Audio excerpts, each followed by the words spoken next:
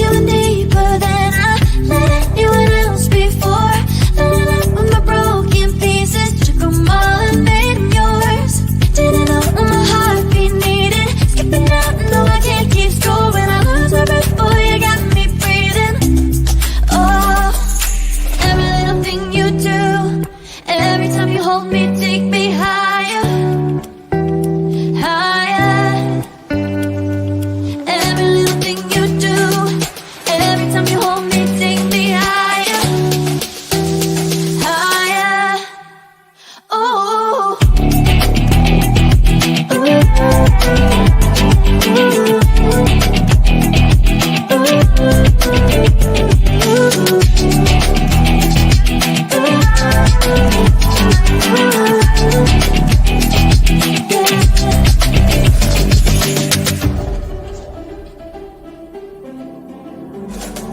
magic.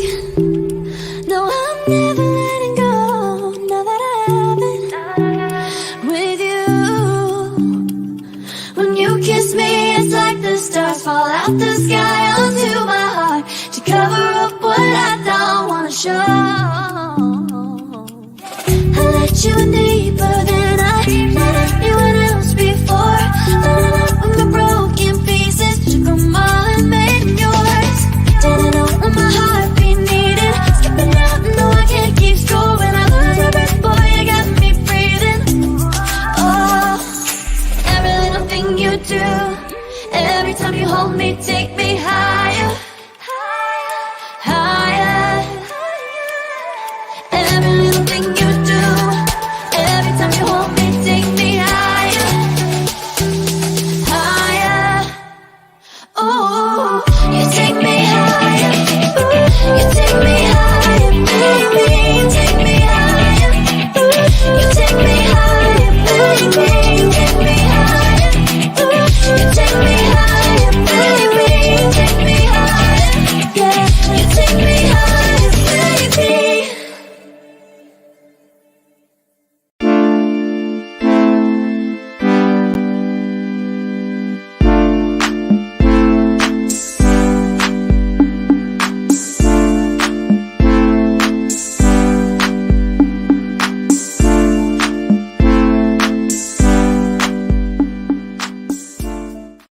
Welcome to Radical Truth to Power, the Recipe Show with Leslie Esri. I am your host, Ballin, along with Theus and Tracy.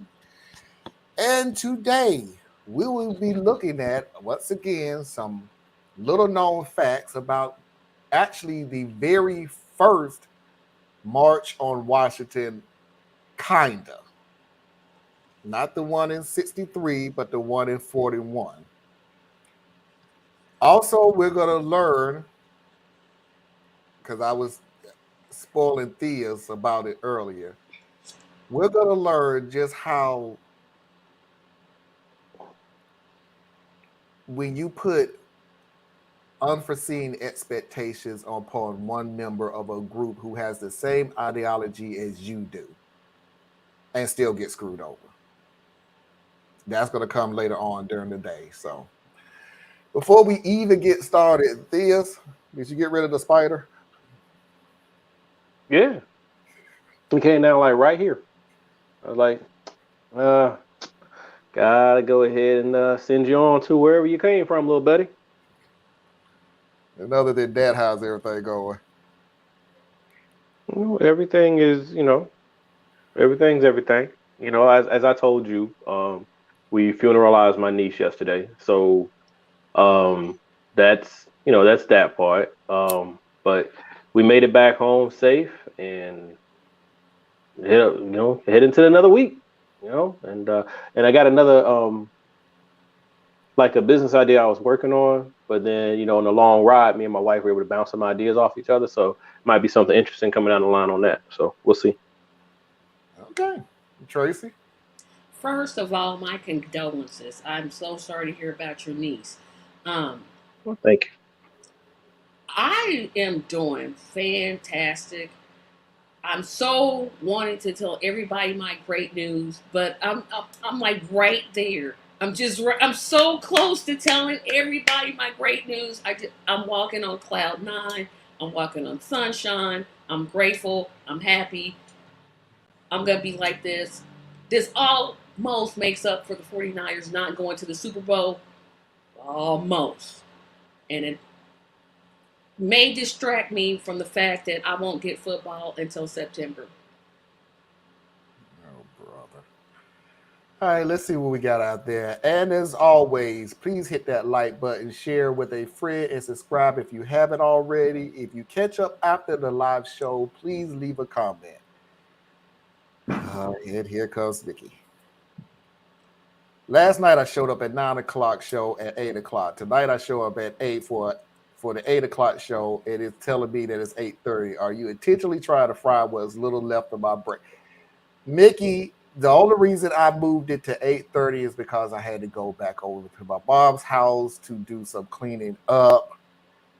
And I literally got the show up and running with 15 minutes to spare. So, yeah, while I complained yesterday that, hey, I will never put the show together the night before because the day of I'll be bored out of my cop picking mind. Now I've come to the conclusion of, no, I got to put something together before I go on. Otherwise, I'm going to either be late or have no show at all. So it's a balance. Hey, Mickey, the answer to your question is yes, they are. On the other hand, I got some stuff done at 2 a.m. and now I'm ready to go. You're ready to rumble. I'm ready for bed. Woke up way too early this morning and couldn't take a nap today. Don't know how long I'll last. Last as long as you can. Also, subscribe to Patreon. I was out freezing my ass off in the garden all afternoon and slept right after dinner. So I have an unfair advantage. Hey, Tracy. How you, Marlon, Theas, and Tracy? And hey, Marlon, Theas, and Tracy. Hello, everybody. So without further ado, let's go ahead and get this party started.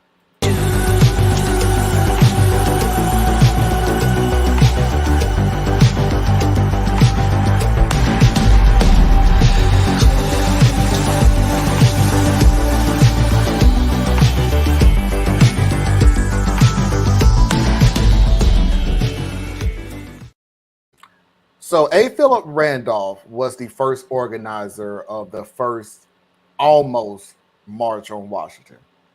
So before we even get into that, let's go ahead and get a little bit of background on A. Philip Randolph. The father of the March on Washington movement, A. Philip Randolph, was born on April 15, 1889, in Crescent City, Florida. He was raised in a home that instilled in him the values that would shape his legacy. His father, a Methodist minister named James Randolph, and his wife, Elizabeth, were ardent advocates for human rights, especially equal rights for Black Americans. In 1891, the family moved to Jacksonville, Florida, where Randolph would eventually attend the Cookman Institute. Cookman, now known as Bethune-Cookman, was founded in 1872 and was one of the first colleges for Black American students. Early in his life, Randolph worked odd jobs and even tried his hand at acting, taking particular interest in the works of Shakespeare. But Randolph was also becoming increasingly upset by the way he saw Black workers being treated in their various jobs. He thought they weren't getting the pay, the safety, or the respect that they deserved. And generally, if workers weren't being treated in a way that they thought was fair, they could bring it up to their labor union.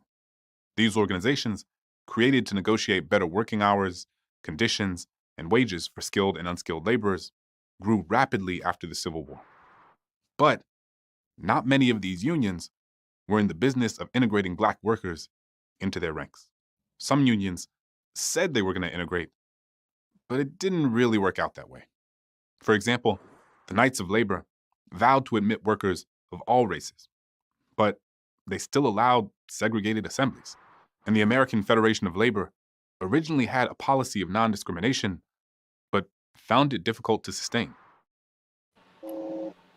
So here we go again.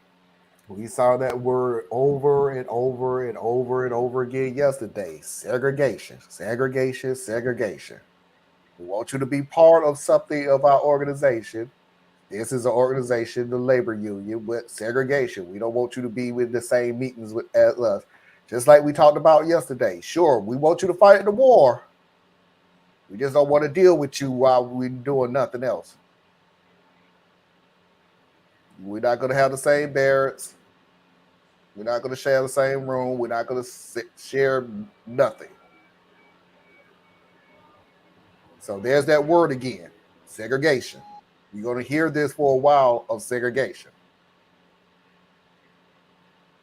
What you're not going to hear is whatever, Tracy, whatever that guy said yesterday that I was reading about. Oh boy. Don't never bring that guy up. Don't you never, ever, never bring that That guy babbling, nonsensical person up to me ever again. Institution. Like, you don't even know what you're saying, making up words. This is good. I know the name, but didn't know why. You got anything, Theas, before I move on? I mean, not so much. But this is one thing I would say. So I don't know. I've said it in the past, but like I'm not a big fan of everybody with this whole union thing. There's a lot of value to unions, but as Black people, y'all gotta be careful what the hell you attach yourself to. Learn the history, learn how this stuff actually works. That's why I remember when I went like completely off the rails talking about swinging from what's his name, Bernie's nuts. You know what I'm saying? Is because people buy onto these ideas and they just jump on wholesale, but they don't look at what it actually means for them. Like, we're so busy. I mean, we go harder for our allies than our allies ever go for us.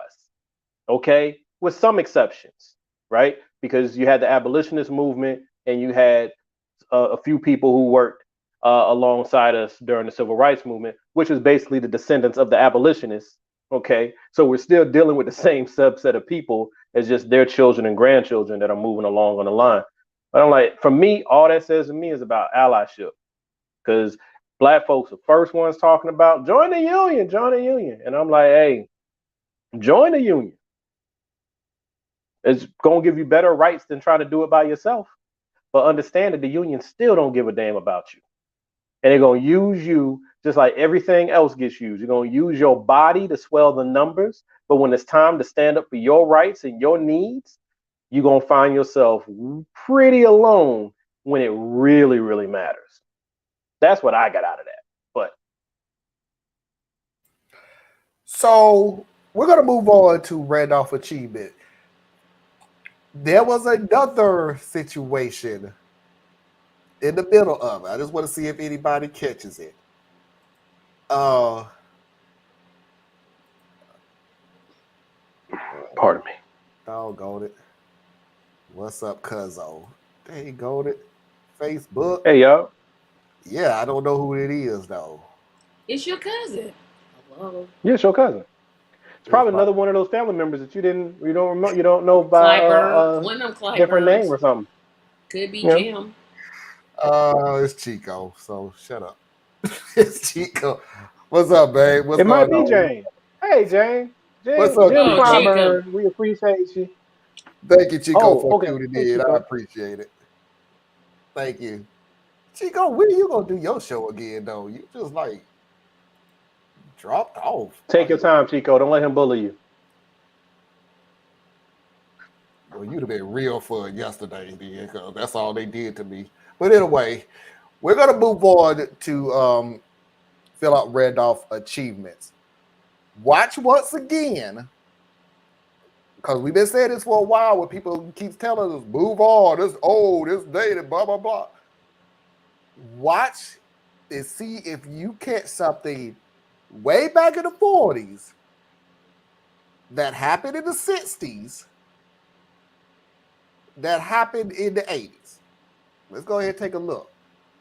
Randolph, who had been inspired into activism and organizing, in part after reading W.E.B. Du Bois's The Souls of Black Folk, spoke out and called for Black Americans to have a share in these improved labor conditions. In 1917, he, alongside a man named Chandler Owen, founded The Messenger, a monthly magazine that, among other things, urged Black people to demand higher wages and better conditions for their work. And people started to listen. The publication became so influential that the Department of Justice called the Messenger, quote, the most able and the most dangerous of all the Negro publications. Randolph also got directly involved in organizing. In 1917, he organized union elevator operators in New York City, and in 1919, he served on the board of the National Brotherhood of Workers of America, which attempted to improve working conditions and fight discrimination in the American Federation of Labor. Both of these efforts eventually dissolved, but in 1925, Randolph was elected the general organizer of the Brotherhood of Sleeping Car Porters. And this is where things really took off. See, in 1867, just 2 years after the end of the Civil War, a white man named George Pullman founded the Pullman Company. This company specialized in manufacturing luxury passenger cars for trains. As the Pullman Company monopolized the train car industry, Pullman, the man, began seeking out people who had been formerly enslaved to serve as porters on his train cars. Porters were responsible for tending to travelers, carrying their bags, and meeting all passenger-related needs. At one point in time, Pullman was the largest employer of Black Americans in the country. But as formerly enslaved persons, these Black porters had little rights or representation. The company didn't negotiate on wages and working conditions and basically told these Black workers they could take it or leave it, but don't even think about trying to change it. Randolph wasn't a Pullman porter himself and had no prior connection to the Pullman Company. But as president of the organization, Randolph was on a mission to gain full inclusion into the American Federation of Labor. In 1926, Congress passed the Railway Labor Act, which helped the organization's effort by mandating that all disputes over wages and working conditions involving railroad employees were to be settled promptly through negotiations between labor and management and overseen by a government-appointed board of mediation without interference, influence, or coercion. Still, Randolph faced a lot of opposition. Even a lot of Black people thought that he was unnecessarily stirring the pot. Many leaders in the Black working class community saw Pullman porters as a saving grace in a time when finding honest, steady work for Black Americans was incredibly difficult. When Franklin D. Roosevelt was elected in 1932, he passed additional federal legislation that secured more of the rights that Randolph and the Pullman porters had been advocating for.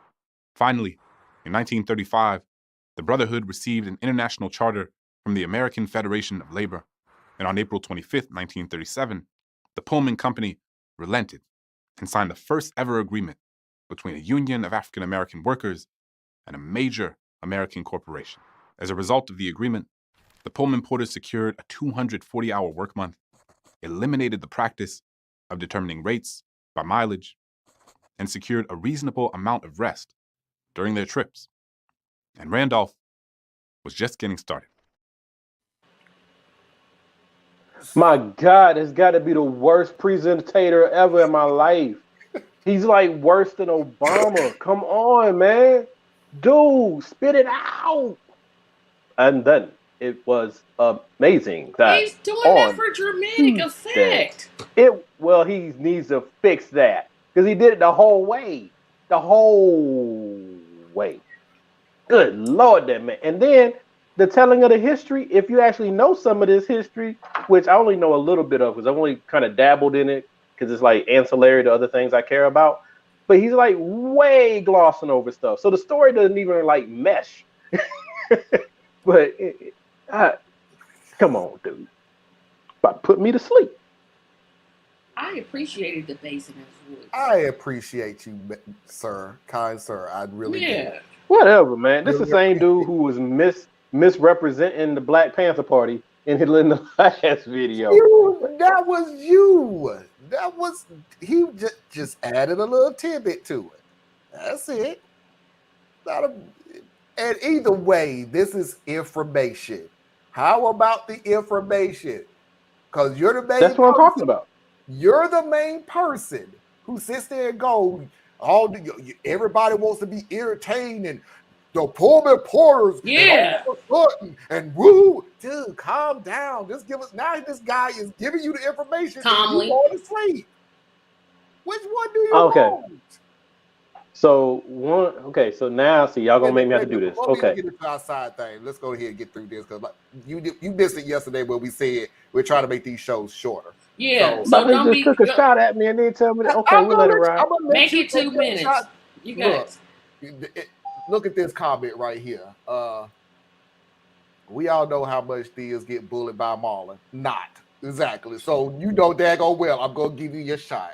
But let's get through this information first because I actually gave the government the I don't know what the hell I was thinking. It wasn't the 1940s, it was the 1917s, it was the 19 teens that the Justice Department is still being concerned on what black people reading. Only for the simple fact that oh my goodness, They it read. may actually do something for them. It may actually make them more, encourage them more. Oh, how dare they? That the Justice Department would know anything what a doggone magazine is saying in the black community. Yeah, they would. If that's exactly what they're looking for, and they found it. So I apologize because I gave misinformation by saying the same thing as the 1940s is the same thing as the 1960s. No, I should have started off at the 1917s, which is the same as the 1940s, which is the same thing as the 1960s.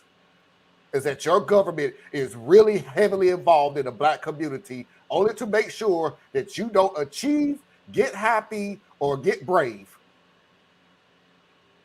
And Lord forbid, don't stand up for yourself. So sorry, didn't mean the 40s. I meant all the way back to 1917. So that was the comparison. 1917, the most dangerous. Really? They were Fox News before Fox News. Okay. But anyway, so the rest of it, I actually really now found out how Pullman Porters actually got their name Pullman Porters. That was always killing me for a while until now. So it's like, oh, that's how you got your name. But that was his achievement. So okay, now Thea's. I'm gonna let the other part go. All right, that's cool. Let it slide. Y'all got one in on me. I still say y'all, whatever. But anyway, um, you were just saying going back to the 1900s, roll it all the way back because what we're dealing with is the nature of this thing that we've been dealing with. So remember, in the days of slavery, they didn't want us to be able to read, right? You could be punished by death. You could read, and the only way you could congregate was if you had at least one white person in the presence. So even when we like they talk about on Sunday was a one day of rest for us and we could go to church, we still had to have a white observer in the church service. Because what is their fear? Their fear is that we're going to find a way to organize and revolt against the system, which is an admission that you know what you're doing is going to feed this energy. So you could take it back to slavery. You can move it into the right after slavery, which is what we were just talking about, which is the tail end of Reconstruction heading into Jim Crow. You can move all the way into today.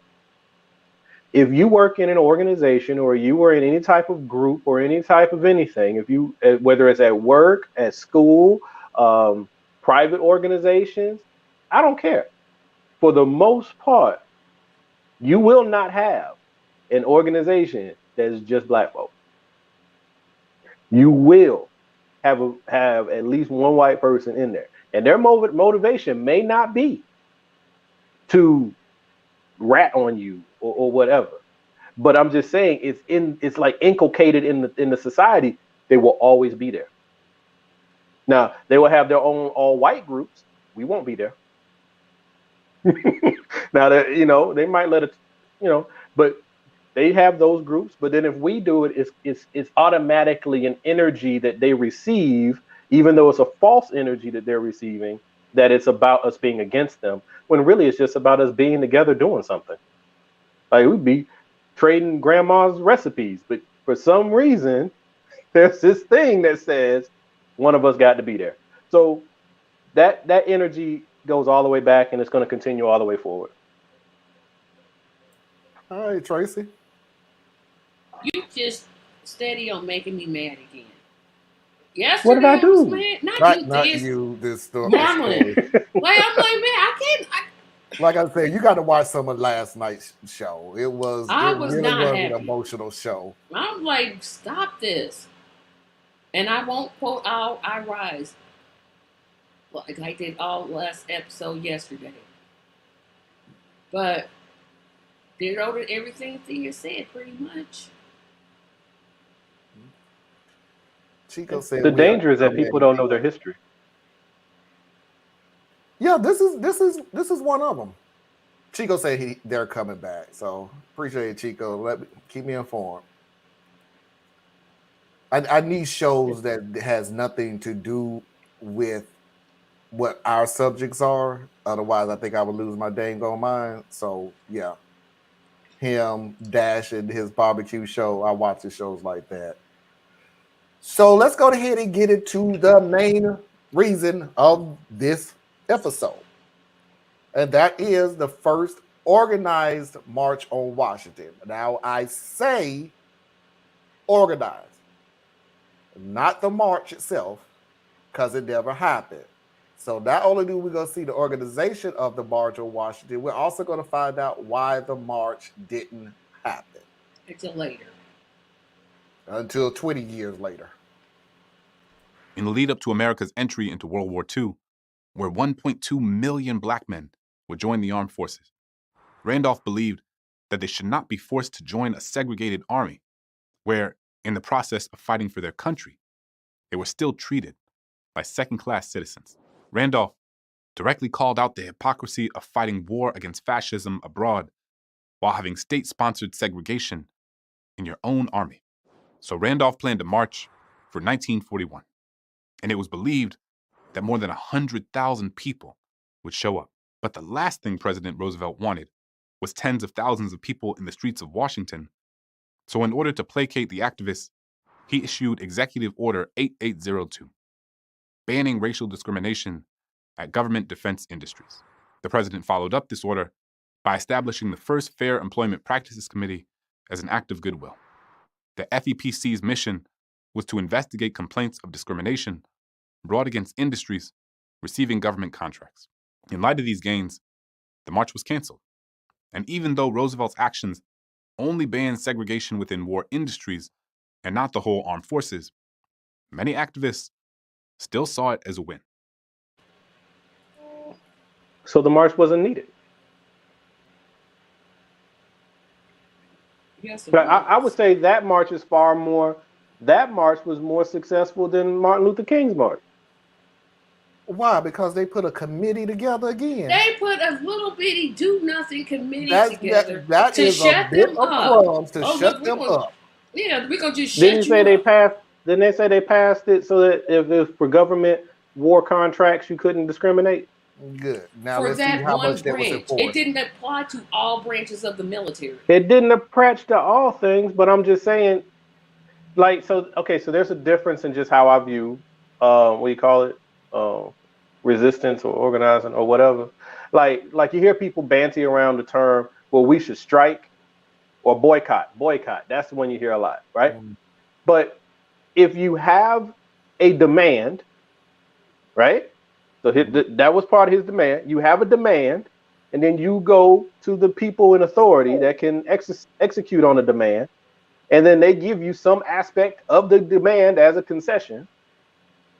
You just won part of your battle. So that's why I was saying it was more successful, because the threat of this thing was enough to at least make that part move.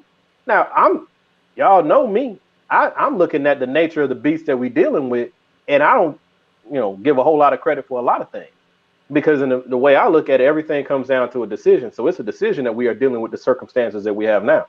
But in the pragmatic way of looking at, I have a problem. We get organized. We make a demand. You make a concession. I agree to the concession. No march. You make a concession. I reject the concession. Now we have a march, right? So when Dr. King at the bus boycott, they had a demand. The government refused to make a concession, so the boycott happened, right? The March on Washington. I don't know what. Well, no, the demands were basically about housing, work, and housing, work, and like Wait, protection wait. under the law, fair protection under Oh the yeah. law. So those three things were like the major points. They ain't getting none of it, right? So they had to march. Now there's workings underneath that. This is a whole different discussion. I'm not going to pull you into, but it was really a pointless march because who goes to a protest smiling and dancing? But anyway, that's me looking at it 50 years later. But I'm just saying, like, if you have a demand and they concede, then there is a level of victory in what you've done. Like that was a good thing. Not the people, not the bad guy who gave the concession, but the good guy who got some of what they were after. So I guess I would change my stance of saying that I wish Philip Randolph would have asked for more. Pretty much off the bat, because I get what you're saying, that you can't sit there and go, okay, I'm gonna go ahead and give you this. Okay, well, thank you for giving me this, but now I want this. Like, okay, we know that rarely freaking works. Rarely. But even in negotiation, they always say if you're negotiating for whatever, you always start off with a big number. You always start off very, very high. You already have a number in your head that you're willing to you're okay with, but you never start with that number. That principle holds up very well when you're dealing with people who are operating on a semi-equal playing field. When you're actually having to go into negotiations with your enemy, with your oppressor, like they already don't acknowledge your humanity. So any demand, like, and this is where I'm going to try to shade my own view a little bit. Any demand being made in the context of the time is a huge demand, because the natural inclination of this country during that time would have been a forceful oppression or push down of whatever you asking for. It was only because there was the backdrop of the war that he was able to make that type of demand and win even that level of a concession. Where if the war was not happening and they didn't need black bodies and they didn't need to have and they needed to maintain a national face of cohesion, then it wouldn't have worked. So that was actually a stroke of genius on his part and those he worked with to use the situation of the nation to get that attention, right?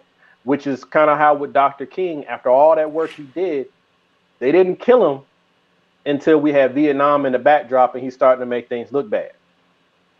Okay, so there's the trade-off to it. So when I look backwards at it, I agree. Yeah, I would love for him to ask for more, but then I ask myself, well, what would more be given that time? Yeah, right? When you don't know what you can get anyway. Yeah. So I agree with you, but then, like I said, there's other sides to it. Tracy? I'm not changing my stand. No, no, no, no. Roosevelt did this to shut him up, gave little crumbs, said, okay, now go in the corner, shut up, don't say anything, don't make any noise. Look, I did this. What else do you want? Tired of it. That's exactly what I said. I know that's exactly what happened. Yeah. But he didn't have to give him anything. Yeah. I mean, we're talking about organized people who are dead set against your advancement at any cost. Right? What we're dealing with, when we look backwards at these people, I know people love to glorify Roosevelt because of so many good things that did happen under his administration. But even those things weren't for us. Nope. Black folks continue to celebrate incidental benefit. Right? Like something big is being done for the nation, and oops, we got a little bit on the black people. Yeah, it You know just what I'm saying? happened to Like, fall on us. It just happened. you know, We got the little crumbs. You got yeah, the you bread, didn't but do we got the nothing for crumbs. us. Yeah, you did something for poor people. So because you did something for poor people Which we're a and part of. your system, And you're already under the assumption that the only poor people in the United States just happen to be the majority black. But no. No, the I'm majority talking of poor different. people are I'm white. saying when they're making these decisions, no, they're not doing it. I'm saying those people. I can't say those. Yeah, stop The saying those people. people's mindset who thinks this way. When there's Mm-hmm. something that helps the country, and there's something that helps the poor, they're the mindsets of some people is when we say Man, say poor what you got to say, people, brother. race is bigger than people automatically think when you say poor, you think it black. So when you have anything that's going to give any type of money or assistance or anything to the poor people, even though they say it's for the poor people, they automatically go is to the black people, and we don't want to help the black people. Go back to the Southern strategy. I can't remember who it was, but it was one of Nixon's advisors or whatever that said you can't go around saying the N word. Can't say that no more. Don't say that word. So now what we're gonna say? We're gonna say busing. We're gonna Yep. say inner city. We're gonna say Urban. at risk. We're gonna say urban. Right? They got all these terms that is just uh, they've used those as code for us, and it hasn't changed. Right? Yep. Even now when they say middle America, they ain't talking about us, even Nope. though we're part of Middle America. And they say flyover country. Black folk out there too, but you're not talking about us, right? So we got to stop mixing ourselves in with people who are forcibly rejecting you.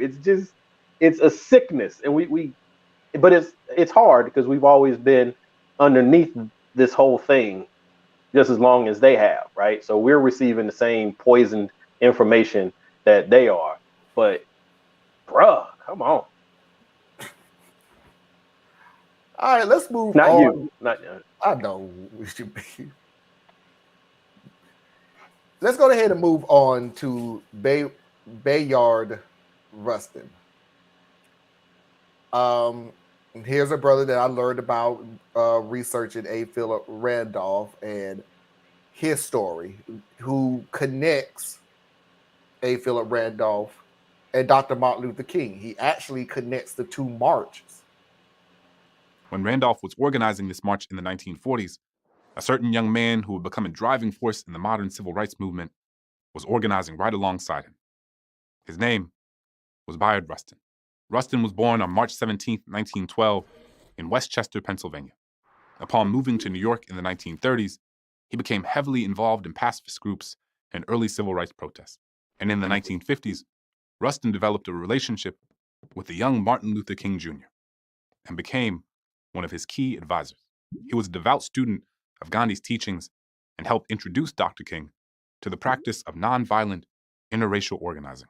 He also participated in a predecessor of the Freedom Rides, in which young civil rights activists rode interstate buses into the segregated South to challenge the lack of enforcement of the Supreme Court decisions Morgan v. Virginia and Boynton v. Virginia, which ruled that segregated public transportation was unconstitutional.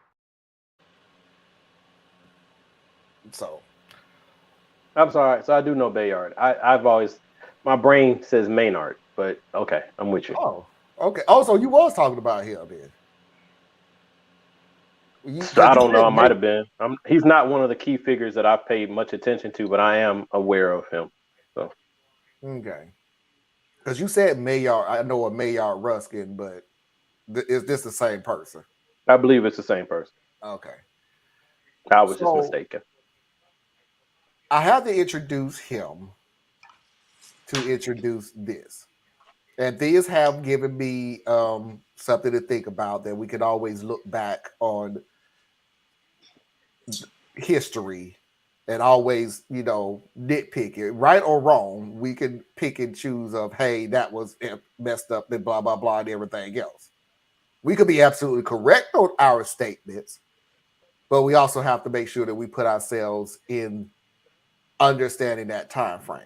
Now, I wholeheartedly disagree with what happened to Ruskin. Of course I do. And you will understand what happened to Ruskin when I play the next video. Do I have an understanding why it happened to him? Kind of. But again, I'm saying kind of because I, living in 2023, have to understand the mind frame of people in 1960s. And my mind frame and my philosophy and my thought process, right or wrong, can equate to the two. So without further ado, so we can go ahead and get this over with, let's see what happened to Ruskin in 1960. In 1960, Rustin was removed from many leadership positions. When organizing the March on Washington of 1963, then NAACP Chairman Roy Wilkins didn't want Rustin to receive public credit for organizing the march because, as Wilkins put it, quote, "This march is of such importance that we must not put a person of his liability at the head." The so-called liability he is referring to is that Rustin was gay.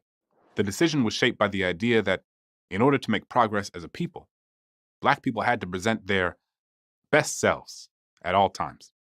This is something known as respectability politics. According to respectability politics, the ideal activist should always be dressed well, speak in certain ways, conform to certain gender roles, and follow certain faiths in order to show that they were worthy of being treated with basic human dignity and respect. In the mid-20th century, the idea of having an openly gay man as a public-facing leader of the civil rights movement didn't fit into that ideal. Rustin was made to take a backseat, while people who did fit the image they wanted, like Dr. King, a straight, cisgendered, Morehouse-educated, PhD-holding family man who was also a pastor, were lifted up to represent the movement.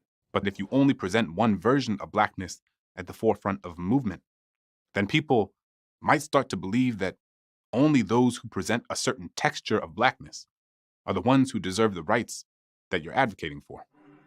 And this is not what freedom should look like. The real freedom means everyone gets free, no matter how you dress, how you talk, your level of education, or who you love. Thanks, Thought Bubble. So, all that to say, Bayard Rustin didn't always get the respect he deserved during his lifetime, but we can make sure that he is known for his important and courageous contributions today.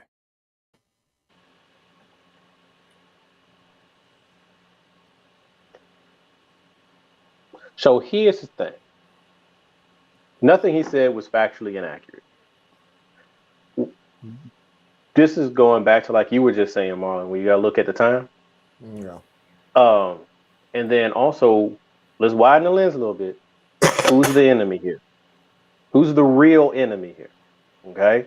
Who's the one who is who has developed and is sustaining and is enforcing the system that all of these actors, I mean actors as far as being part of the movement, not like they're fake, but that all of these actors were a part of.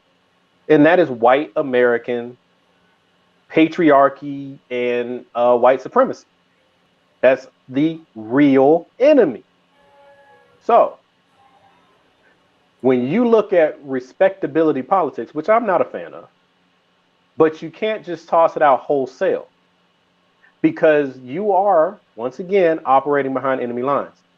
So what is going to get you in the position where your enemy is actually going to hear you? Now, I'm not saying this is the right approach because my personal approach is more on the Elijah Muhammad, Malcolm X, Marcus Garvey side. That's my personal philosophy. And I don't know if mine would work it out very well because mine wasn't the chosen one. Martin Luther King's version was the chosen one. But I can't say King was wrong, right? So I can't sit here and look at that and say respectability politics should be tossed out wholesale. Because the real opposition is white America.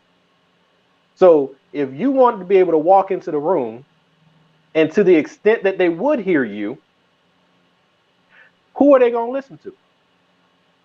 Are they going to listen to someone who talks like Martin Luther King and has the background of Martin Luther King, who has the religiosity of Martin Luther King? Or are they going to listen to a James Baldwin? Or are they going to listen to a Bayard Rustin? They're going to toss those last two out immediately just because they're gay. Off top. Ain't nothing else they can say, right? So that's where respectability politics comes from. The reason it exists is because of who we're fighting against. And then unfortunately, like we said, Black folks, we are so Negropean that we have lost our identity all the way through this because it's so meshed. Whenever you're trying to survive in a system that is penalizing, that is actually criminalizing you even existing, you start trying to meld into the power structure and reflect that back to itself, because maybe then they won't hurt you. So you start to dress a certain way, so maybe they won't hurt you. You start talking a certain way, so maybe they don't hurt you. You start walking and talking and doing this activity and that activity. You do a mountain climbing and lacrosse and horseback riding, all the shit that traditionally we don't do. But it's so that you can kind of inculcate yourself into a situation where you're less likely to be harmed. So that's where respectability politics comes from. In my view, it's a survival tactic. It's just like the people who passed, you just happen to be light. But we can look at you and be like, you Black. So I know they know you Black. But it was a social custom that would allow you to get a pass, right? So that's where I would come from with that. So is it right? Nah. But is it one tactic among many that had to play its role to get us to where you and I can sit here and we could have, if we had some members on here, like if there was a trans member of the family, there was a gay member of the family, there was any other members of the family, like Anna represents a different spectrum of the family. We couldn't even do those things right now if not for those ones who did it imperfectly to get us here. Yeah, that as we go through this history, I just want everybody to keep in mind. It's my opinion. I'm not can't do nothing right or wrong, left or right, whatever to you if you agree or disagree with me. I'm just throwing it out there. Everything that we're doing in 2023, 2020, 2021, you get what I'm saying, was because we do look through history and we are allowed to pick and choose of, yeah, that's messed up. No, that's correct. Yeah, that's messed up. No, that's correct. So at the very least, we'll be now, sorry to say, that we're still advocating for the same crap that we was advocating back then for. We know, okay, I'm not going to do that because history's shown that that don't work. If we say it like that, got you. Understand. What I ask everybody to do is not to look back on history in the 40s, the 50s, the 60s, and 70s and look back and go, oh, that is just real messed up. That's why we go about a little bit. Hey. Everything that you're allowed to do right now was a sacrifice that they did, right or wrong. Now, the only thing that I can sit here, and I know I'm sound like I'm talking out of the side of my head because I talk about Jim Clyburn like he's, well, no, I'm actually believe he gets on my freaking nerves. Jim He's Clyburn, just what? he gets on my nerves here. Oh. We can barely hear you going in and out. Yeah, because you're fading out Yep, sometimes. you That's fading why I was. out. That's what we like. What did he say? Oh boy, this gonna sound real good in the replay. So what I was saying about Jim Clyburn. He's a piece of garbage. Disagree, but go ahead. Now, I guess, but that's what I'm saying now. I don't like him now. But to say that he wasn't a force to be reckoned with then, that's incorrect. Oh yeah, well I would say that. What the heck happened? I don't know. But I can look back on him and tell him thank you for what you did for us then. I can. Now, do I want you to go sit your ass down somewhere and move out of the ways for progress? Yeah, I can still say that now too, and mean it. But I'm not gonna degrade what you did for us in the past. And the only reason I say that is because I saw a bunch of Facebook things on Black History that was just like, it's really nice of you to be able to say the stuff that you want to say now about people who didn't have the same ability that you did have now. So, okay, just throw that out there. Just throw that out there. So Yeah. that's Like when we all. talk about Clyburn, Yeah, think about the time that Clyburn grew up in. If you understand what created the man, you have a better understanding of the man that's standing in front of you. You see what I'm saying? So he came up through the whatever crap he came up through, and no one gave his generation much of anything. So I'm not a fan of Jim Clyburn anymore. Well, I was never a fan of him because I didn't even know about him until I became more politically aware. But I'm not going to denigrate that man. And while yes, I would like someone else who is more aggressive, more engaged to take his seat, the operative term there is take. Yeah, because he ain't I'm giving not it going to up. tell that. He shouldn't give it up. Someone should take it. yeah. They didn't give it to his generation. Our generation coming up right now is so lazy. We got so many. I mean, I'm a talking head, so I mean, put me in this crew. We got opinions for days. But these were people who were doing. So if we want their seat, we got to go take their seat.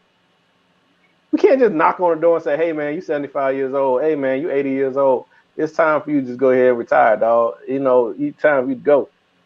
We don't know if you got to prove yourself. You got to come out here and say, you know what, I'm the best one for this, and this is why, and then come out here and do the work. And then 20, 30 years from now, when you get to be out of touch, somebody gonna come behind you and be like, hey, this dude ain't, I don't care what he was, what he is right now, I ain't doing it.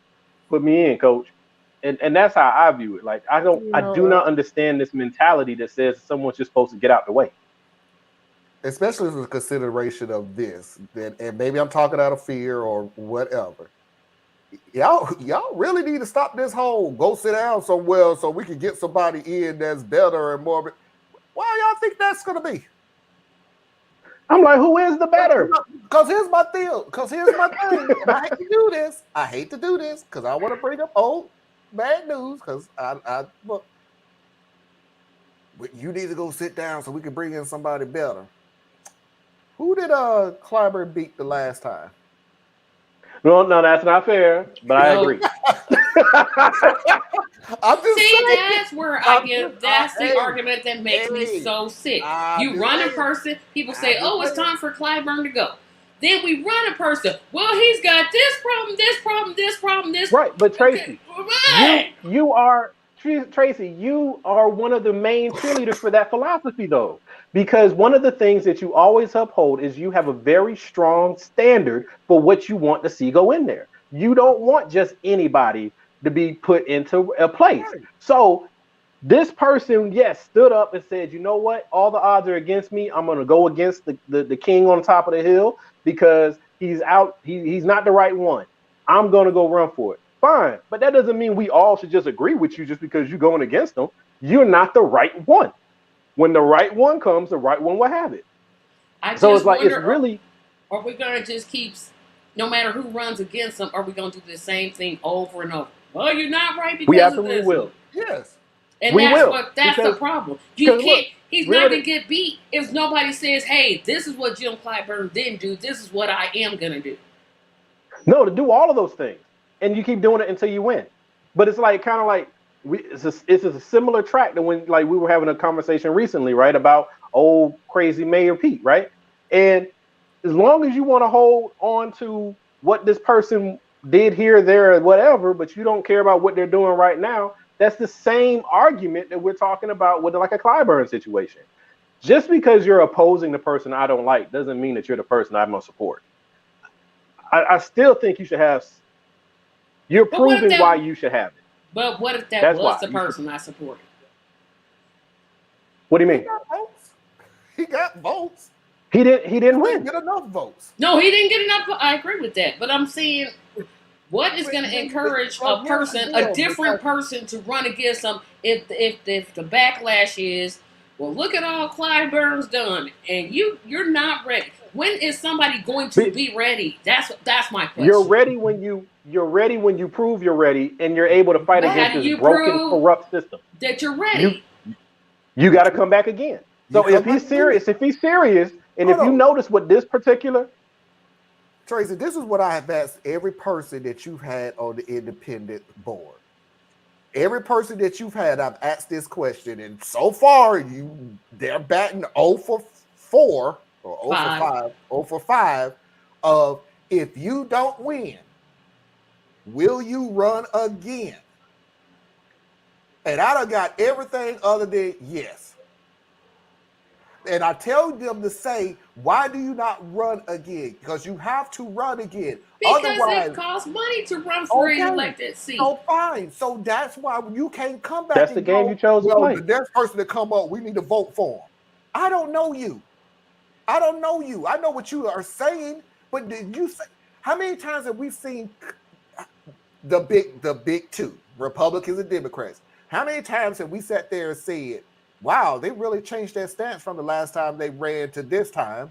Wow, well, maybe they're in a good place right now because now they was thinking this, but now they're thinking this. And why you do? I can't do it for independents because every time I look up for an independent candidate, it's somebody brand new. Now, and it is rough. Let's go for the Democratic part of it, going against Clyburn. This guy may be able to beat him eventually. But I guarantee you, if he don't run again, we're starting off brand new. Well, the point I'm saying here is, and basically what Marlon's saying there is, like, it's not easy, right? It's not easy, especially being an outsider. You know, an avowed independent trying to go up against a system that's built by two private organizations, right? So they can freeze you out of everything that they want to freeze you out of. They can keep you off of the ballots.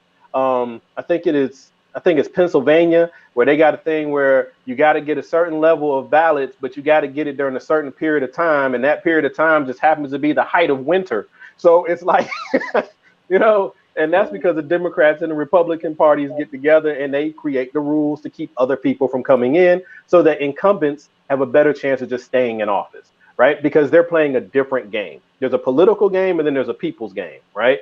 So I am not disagreeing with you there, Tracy. I think we're trying to get to the same place, as a matter of fact. What I'm saying is, if you're going to be, like right now, we're talking about Marcel. That's what we're talking about. So if Marcel is the best one to unseat Clyburn, then we shall see.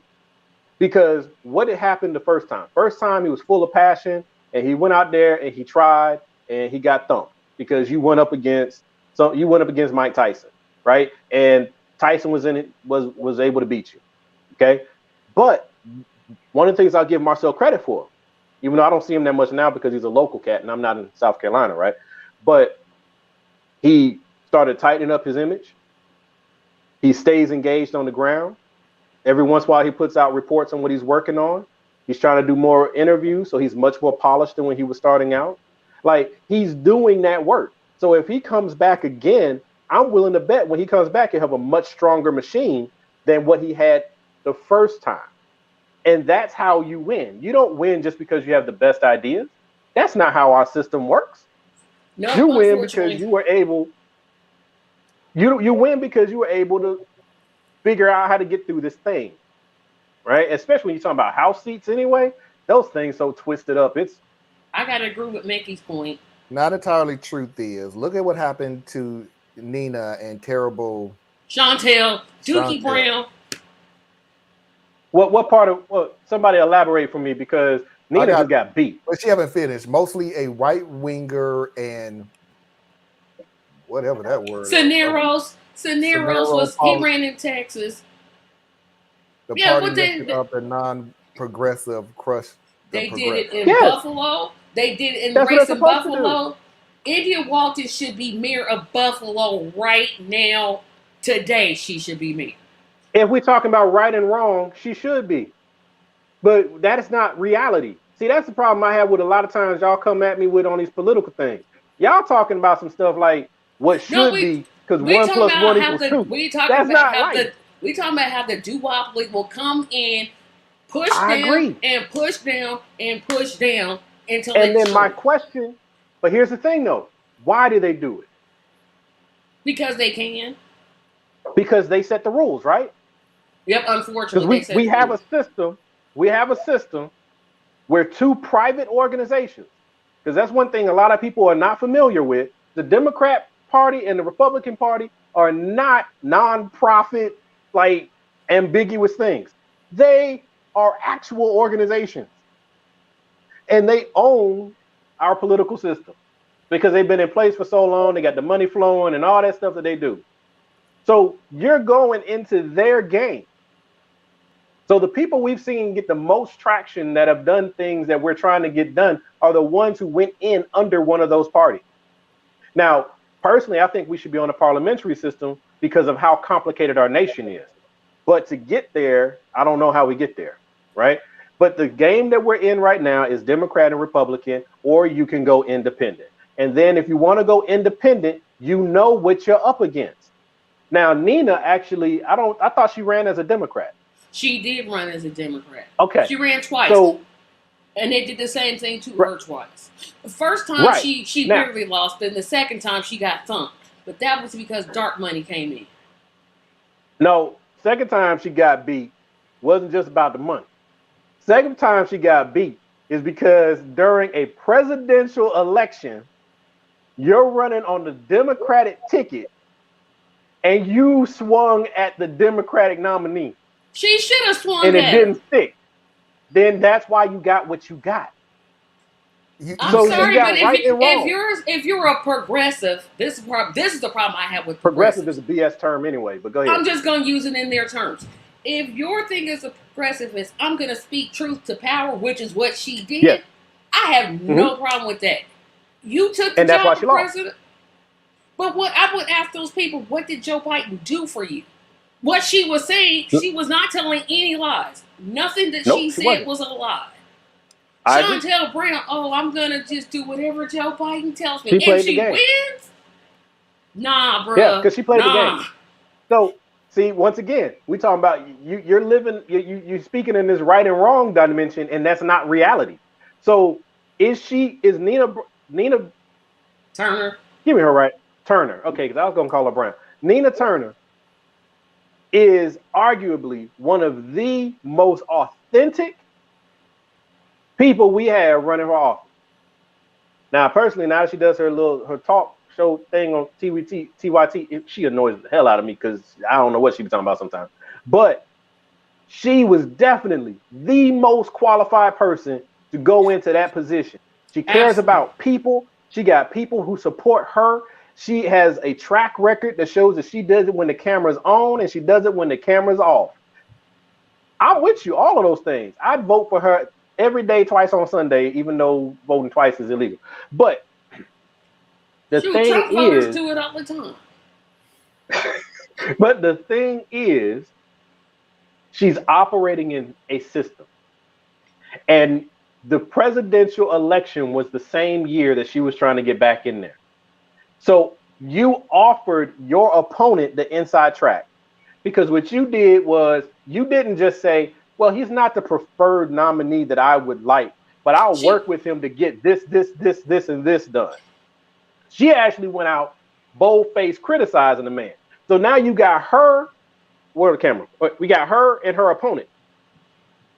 Her making the party look bad during an election period, and the other one just kind of hiding her hands, waiting to get some money. Of course the other one wins. Because the party is going to protect itself. If you want to change this, then I will hope everybody would join with me, and we want to get rid of the Democratic Party altogether. But before we can get rid of the Democratic Party, we got to get rid of the Republican Party, because the clear and present danger is the Republican Party. That's the biggest fight. But no, those on the left, those so-called progressives, they want to get out there and fight their own party while the other party is trying to knock you out the box. That's ridiculous. Focus on the big fight. Get your people into the ring and then take some stuff over. But y'all want to stand outside and call everybody every bad name in the world and then wonder why they don't open the door and give you some food. You want to win or you want to be right? They obviously just want to be right.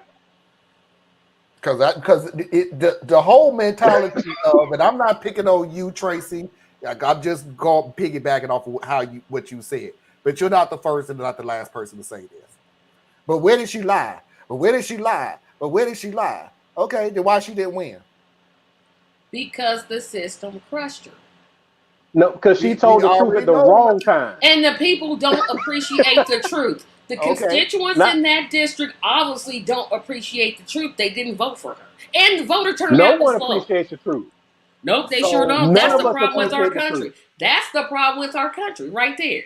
Okay. Truth be right there in front of their face, and then we like, okay, I'm just going to ignore it. So let me ask you this, Steve. I agree. Let me ask you this. How did Kristen Sinema win? By lying.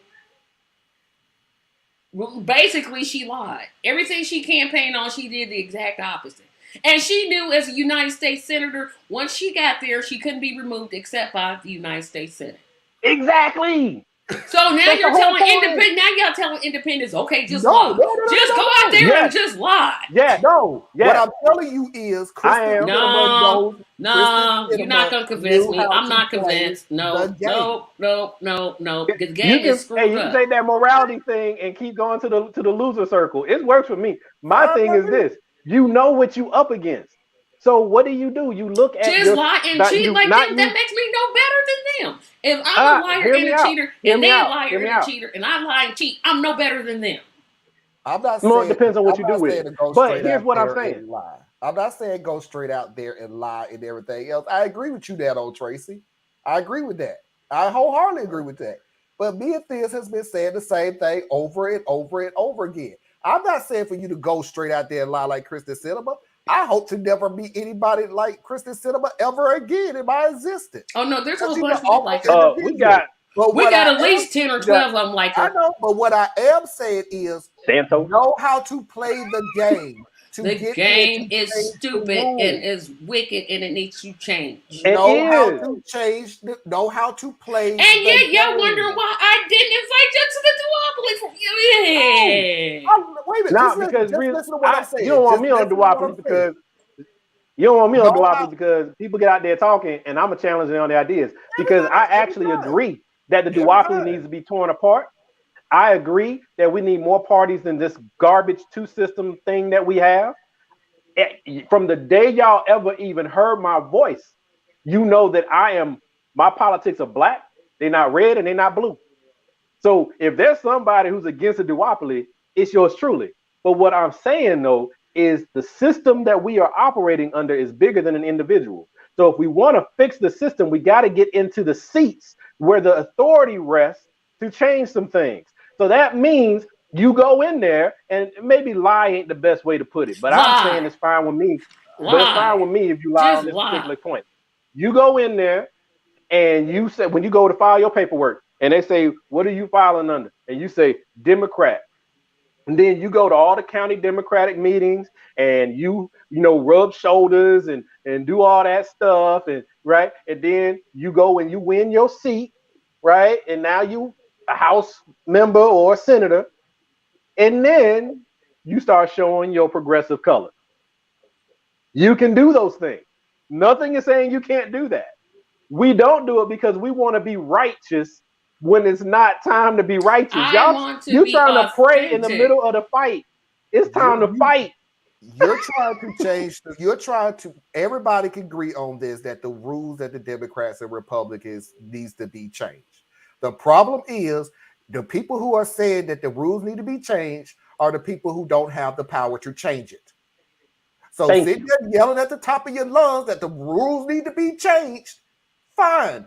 Makes for a great peace. Hey, we almost So going on you're 2 hours saying now. that they should I just all appreciate run I in. appreciate the content, but So a it ain't going libertarian. to Oh change no, a no, freaking Marlon. thing. Yelling at the top of Hold your on, lungs that the rules need to be But let me say changed. it straight. Marlon, but you're saying a libertarian, for example, should run as a Republican, then get in there, get elected. It's like, I'm a libertarian. Let's No, just That's what that's they not do. true. I'm not. That's exactly what they I'm So do. what is literally it that not y'all saying? saying Because that. I'm hearing two different things. I'm I hearing two. am going exactly what Thea is And saying. Thea's literally just said run as a Democrat, but once you get in office, show your progressive roots. Did you not just say that? Right. I Isn't it? said So what that. are you saying, Wait a Marlon? minute. Wait a minute. Isn't it progressive Democrat? It ain't progressive Democrat Republican. It is progressive Democrat. You go in there as a Democrat, play the Democratic game. And Go take in the there PAC and money show your too? progressive butt off Yeah, when you hell got yeah. the seat. There is no way. See, this is why I don't run for. There's no way I could look myself in the mirror and be like, I took PAC money. No, women don't We mean only that much call to it, me. you know what? Here's the thing about PAC money. Right? All money is based on what you do with it. Money is just a tool. So you can go up there and you can say, I will only take money from small dollar donors. Like Bernie Okay, did, that's cool. Right. That's cool. and But Bernie Elizabeth also Warren had did like it. 30 years. They had like 30 years in the But game. and Okay. Elizabeth They were Warren did all, the same thing, sort of, kind of. and that's great. And Elizabeth Warren would have been my choice for president. That's cool. But what I'm saying is everybody can't do that. So if you want to make that a standard for the party, that's cool. Because I think that's one of the things that is kind of percolating through the party, where it's just like, you don't want to be seen taking, PAC money. But the problem to me isn't about if you take PAC money. That's where the money is. You want to compete with these jokers over here? Then you need some money, right? You need money because the population that you're trying to sway is unfortunately very distracted. And they're going to be picking up on what they hear the most often. And they're going to be paying attention to what catches their eye. I wish that was not the case. I wish people were focused on the actual needs that they and their family and their community has, and then they vote accordingly. I wish that was the case. But people are very distracted, and that's not how they function. So you need money to be able to compete in some of these airways. Now, that doesn't mean that you take any and everybody money who offers it to you. And it Yep. also doesn't mean that you go in there and you play the game the same way, right? Republicans are notorious for not just taking PAC money, they take dark money, So do right? the They'll take, Democrats. hear me out. That's fine. That's fine. But hear me out. Then the Democrats can still take PAC money. Tell me who you getting it from. So at least I know whose name is in the back of your mind here, right? I just don't think the unilateral disarmament is effective early in the fight. We need the people to actually be in voting position to go in there and actually say, you know what? I got elected. I'm going to serve my people for the 2 years that I have this House position. And if I'm able to earn your vote to be reelected, then so be it. But what I'm going to be doing right now is I am committing to no more than 2 or no more than 3 terms in office. And that is a hard line that I commit to. People can start doing that. The only thing that stops them from doing that is they get in there and they don't want to leave. Yeah, because they getting all Because that money. How can you go they're getting in all that making other stuff. $140,000 and come out a millionaire? Huh? Come out a millionaire. Come out a whole Huh? new, You right? done went a You whole changed new your whole income family. bracket. You done went from here to all one. Wait a minute. You went in one level of a tax bracket and left With a time to get whole nother And they one. did it. And that's why I'm saying the system is bigger than the individual. That's why we have to be more intentional with what is being funneled in there. Because you send one person into a system that's 200 and something years old, and you got all these people in here that got every which way to twist you and break you. The whole situation where if you're a freshman of whatever, freshman senator, you got a 6-year term. And they're telling you that as a freshman senator, you got to be quiet. So you got to be quiet for 6 years. So that means that's 6 years we have to work on you behind the scenes. That's 6 years to make sure that you're not the same person who got elected 5 years ago, right? The system is a mess. But if you get people in there, and we have a few sprinkled in here and there, And they say, you know what? I am for term limits. I am for the only thing we can make is our salary. I am for making sure that insider trading is illegal for Congress, just like it is for the person out there on the street. You need a lot more people doing that. But you're not going to get there if you're walking in the front door in a primary, fighting for your seat, and you and you attacking the party.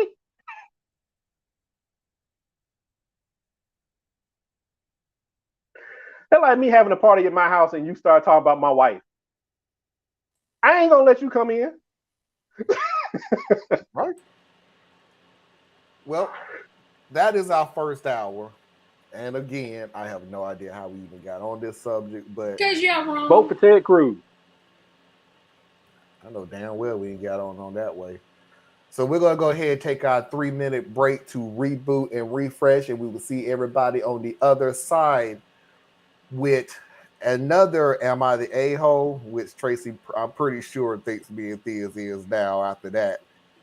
And Foxy's videos of the week. Stay tuned.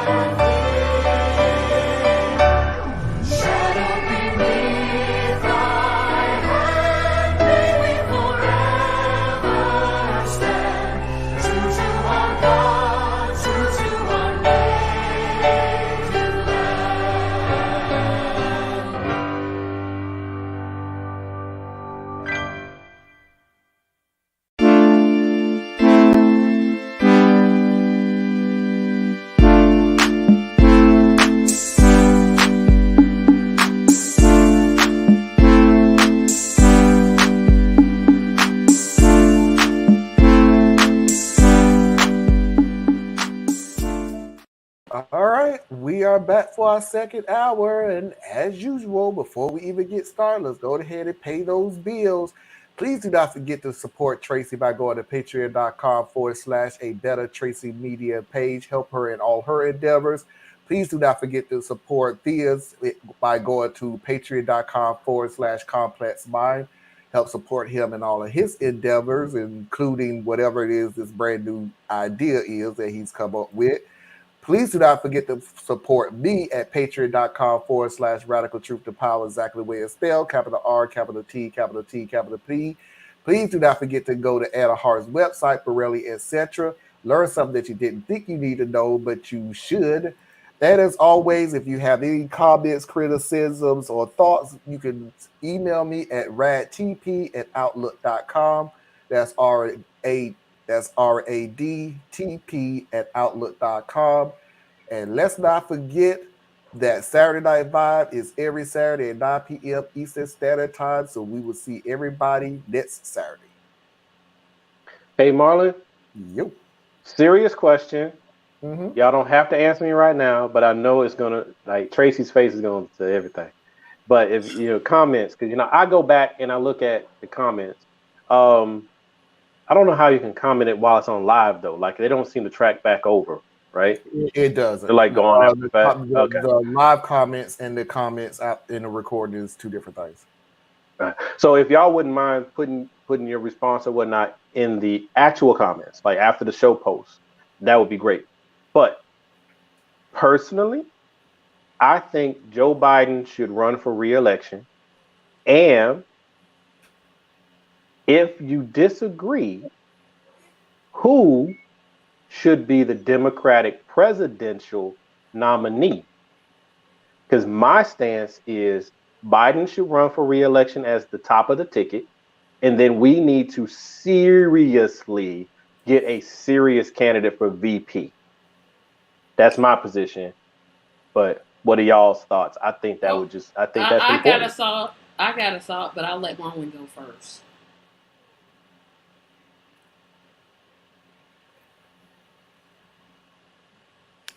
I agree with everything except the vice president part. I agree that I do think that Biden should run. I do agree that at the same time, while he is running, that we need to put a lot of energy, real, not this fake crap, real energy behind who you want as the Democratic nomination for president at the next election. You have 4 years. That's why I said real energy. So when I say real energy, I don't mean you wait a year and a half to go, okay, let's go ahead and do this to him or her. No, no. You got 4 years. Use all of the 4 years.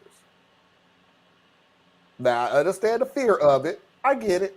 Because can somebody stay clean enough for the Democratic nomination for 4 years straight?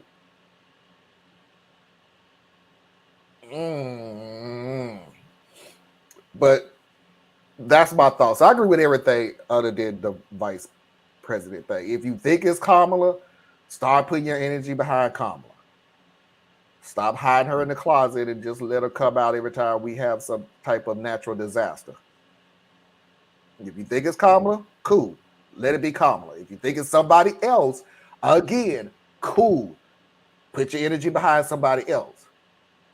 Now, here's the other thing that I would say. Don't ride the fence. Kamala and the other person. Kamala and the other person. Because your thought process is, we're going to get one or the other. No, you're not. You're not going to do it. Put your energy behind one and let's go with it. Go ahead, Tracy. As a person who considers herself a true independent, personally, Joe Biden ain't got no business running his trifling behind for president. He's going to run again, but he shouldn't. Here's who I Okay. think should run, because I'm answering Thesis' question. I'm going to answer Thesis' question. It's going to surprise you. I think they should run Kamala. As much as I dislike her, I really do dislike her politics, she has won sitting in that seat of vice president. She has the she has the easier, clearest path to being president of the United States. I know the people don't want Kamala, but I'm saying your best bet. Because if you look at it, Gavin Newsom, used car salesman. Pete Buttigieg, America ain't ready for a gay president. Elizabeth Warren, she might as well give it up. Kamala, yes, we should team up, Mickey. I think Kamala has. I agree with you, Marlon. They do hide her in the closet, and I think it's on purpose because they know what her abilities are. Like, if they would just let her abilities like shine, she would outshine Biden. That I'm certain of, and I agree with. Now, do I agree with her policies? No. And as an independent, I hope they both lose. But to answer Theus's question, because that's what he asked me to do, I think they should run Kamala. I can't see them running.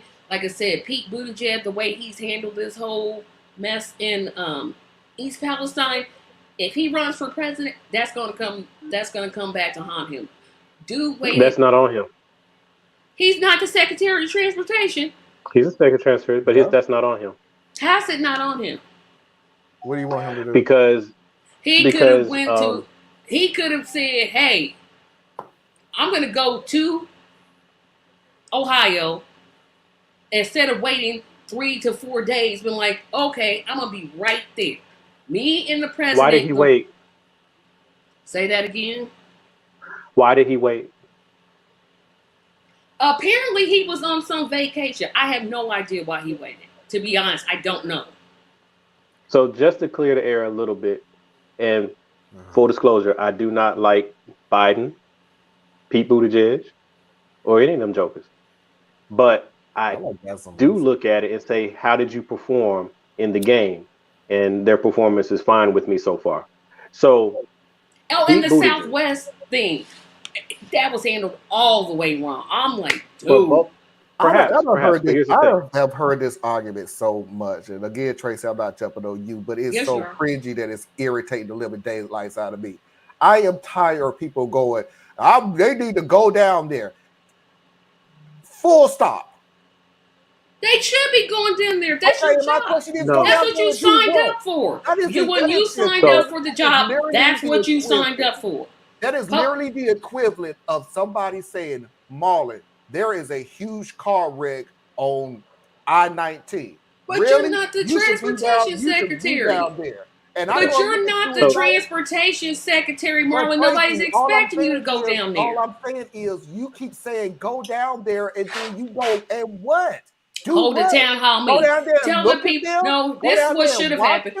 This is what should have happened. Let me tell you what should have happened. The governor of Ohio, because Biden cannot declare an emergency until the governor of Ohio makes a move. He has to be the one that calls the administration and says, hey, declare an emergency so that FEMA can come in, the National Guard can come in, and all the resources that community needs. That should have been the first thing.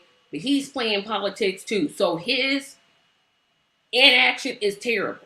However, when you're in Poland and something like that happens, you'll be like, dude, this is canceled. I got to get back there, get on Air Force One, and fly to Ohio. No. Why not? I'm sorry. I'm gonna walk everybody out. I'm gonna walk you through this. Okay. Y'all just making excuses for their inaction. No, you are just making up things. I'm not making up things. He wasn't in Poland when the train wreck happened. Is that not safe? That's like saying was Hershey making chocolate when the bomb went off? That's not like that. All I'm saying was there a car accident? Was there a car accident at the same time that somebody got shot? I'm saying that he should have canceled his trip when he got over there and heard about it. Yes, he should have. No, he shouldn't. What was he over in Poland for in the first place? To give Ukraine more money. Okay, yeah, let's unwind this for real. So first thing, I'm going to take on that piece. So he was in Poland because he had just left Ukraine, right? He had left an active war zone We haven't had a president do that in many, many, many administrations. Go to a war zone that's not fully under U.S. military control. Then he left there and went to the G7 meeting. That's why he was in Poland. Okay. So was he giving more money to Ukraine? Yes. Now, the alternative is not giving money to Ukraine. So by not supporting Ukraine while there's an active war, then more people who are not military people, civilians, get murdered. The rape continues. The starvation continues. Russia takes Ukraine. So that's the alternative. So that's just reality. So if we say don't give money to Ukraine, we're saying let Russia and Ukraine just handle this and we out of it.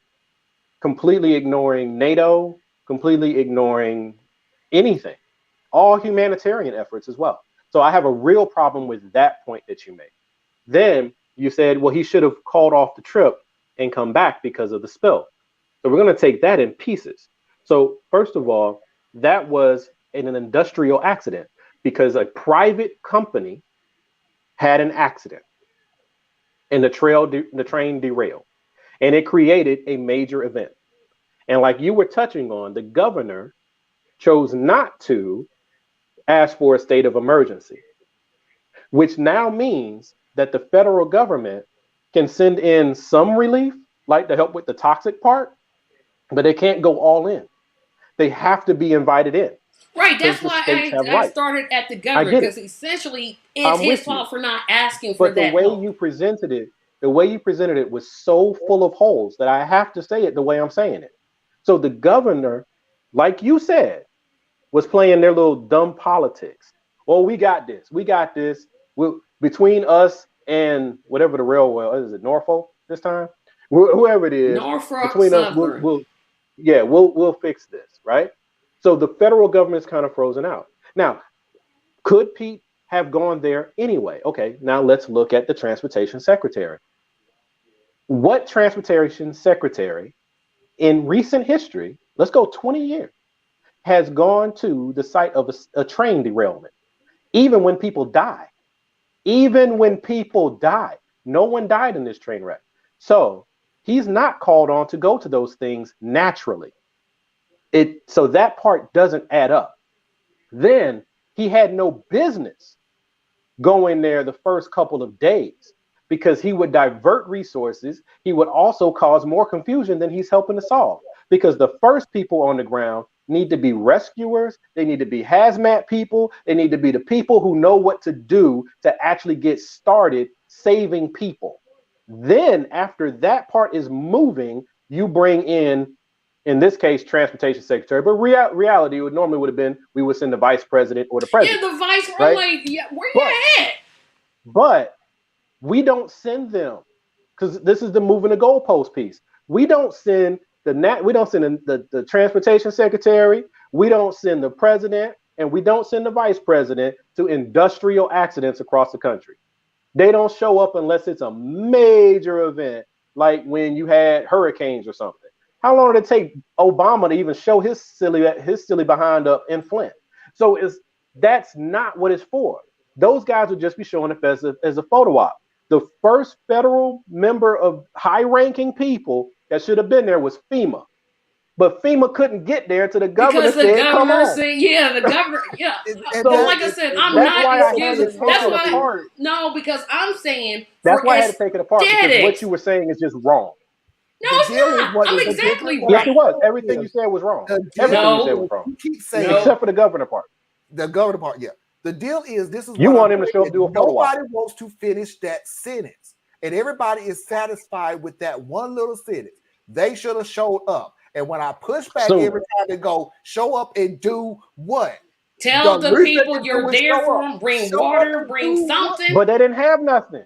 They had nothing. They didn't have nothing. Tracy, so then he was. This is again making excuses for the Democrats. They can do anything they want. No. I don't care about the Democrats. Okay. Tracy, wait. I don't care about the Democrats. Hold on. I'm going to ask this question, Tracy. I'm literally going to ask this question, bar none, nonstop. I'm just going to ask this question. Pete Buttigieg. Pete Buttigieg shows up and does Go. Holds a town hall meeting. I'll give you something. Who did he save doing that? It's not about necessary. Okay, so here's my point, and I'll say it again. If it was your town, would it be about saving somebody? You work with I got toxic waste in my backyard.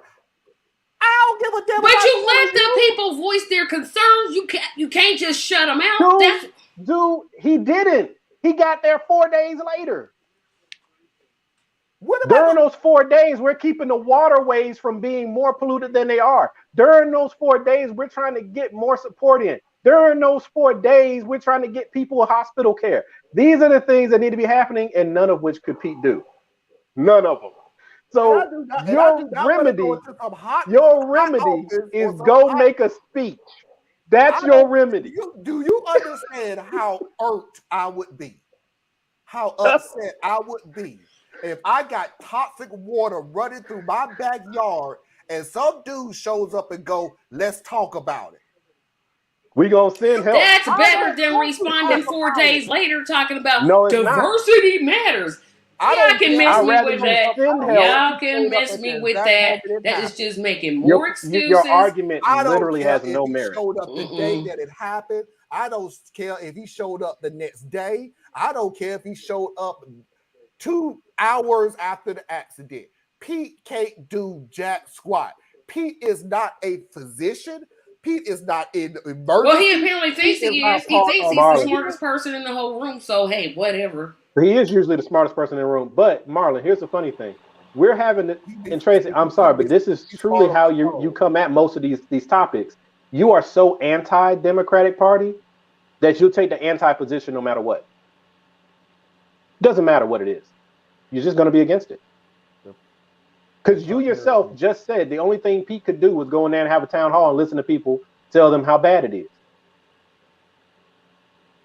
That's not saving one child. That's not saving one pasture where food needs to be grown.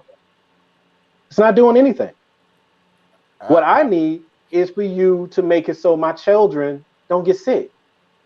And so that's the disconnect there. Like, I don't like the Democratic Party, but I'm not going to just be against them just to be against them. But I criticize the Republican governor just like I criticize Pete. Both of them. That's fine.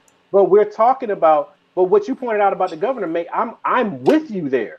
He delayed help that could have been sent. And he still hasn't asked for help to this day. Right? Yeah. I haven't seen the most current. So, yeah, I'll go with what you just said.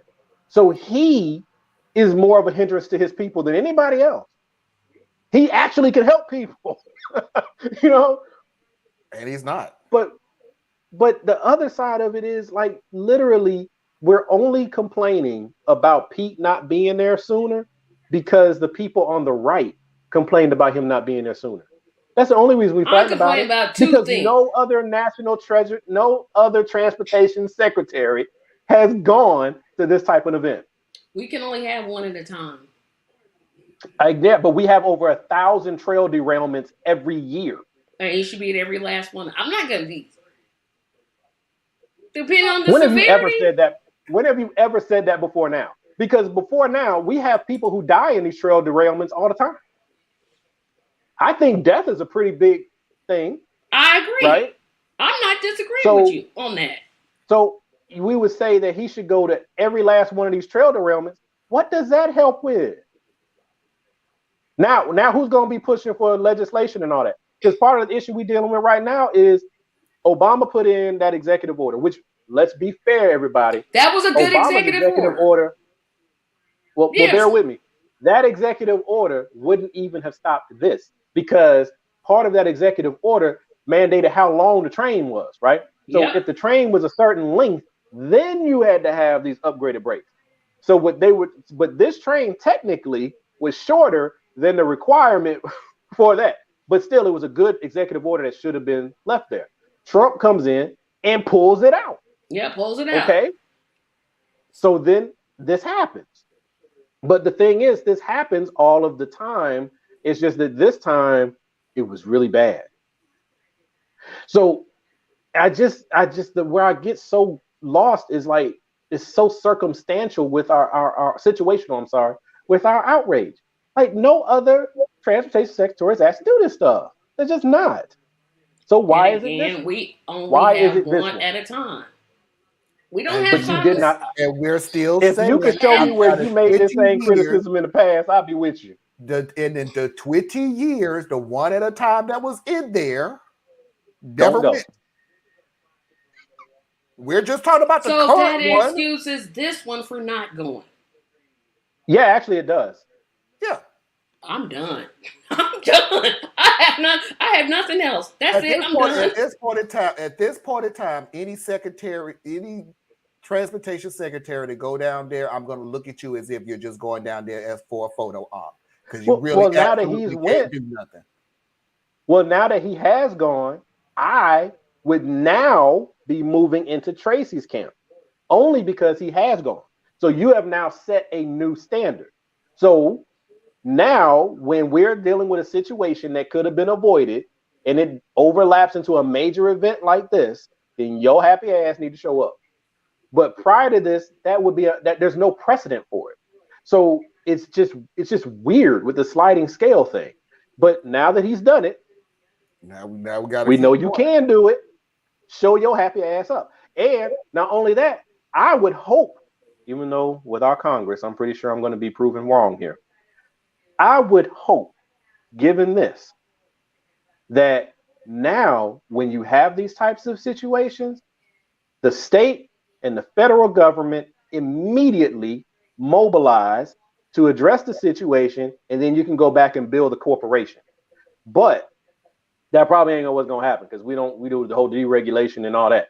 Oh, and the other part that is really important and gets very little press. FEMA is part of who's helping now, right? Now that the federal government's able to get in there and do stuff. Guess who gutted their budget? Like multiple times in the last 4 years alone. So they don't even have the money to do things that they need to do. Remember, was it first it was a couple hundred million, and then it was over $1 billion taken out of FEMA for the border wall. So you've gotten rid of staffing, you've gotten rid of infrastructure, and then this happens, and then people are like, "Hey, man, where's the federal government? The federal government ain't got to work. They don't have it. It's not in place." So it's like we're mad, and we should be mad, but we need to be mad at the right thing. And then I'm going to say one little asshole statement. I probably shouldn't, but I'm going to say it anyway. People, we got to be more aware of what the hell we voting for. You Trump voters, you literally voted for the man that weakened FEMA, weakened regulations on these trains, and then showed up and delivered stale, outdated water from a company that failed a decade ago. Folks, y'all voted for your own And situation. they're going to do it again. And they're going to do it again. You know? And then for Tracy's side of the argument, for those of you who are like diehard Democrats, y'all got to pay attention to shit too. You're going to sit around and vote for some craziness who's going to come in here and be like, well, we not going to do anything about student loan. See, first of all, student loan forgiveness, I'm not a fan of that. I'm good for it. Do it, right? That's the least you could do. But really what y'all need to do is get into the finance situation and fix what the hell's going on. Because there's still more kids coming behind this who are getting these predatory loans. So who's going to help them? But I rest my case. I'm done now. I think Mickey's point is what the point I was trying to get to. It's not just that they didn't come. It's that they're continuing Trump's policies from the last 2 years.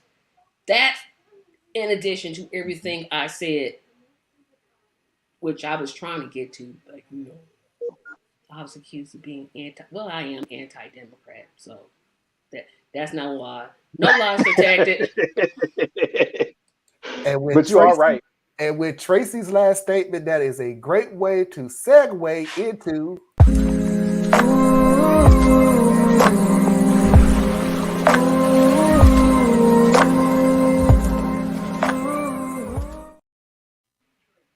I don't know about y'all, but I love being on these shows.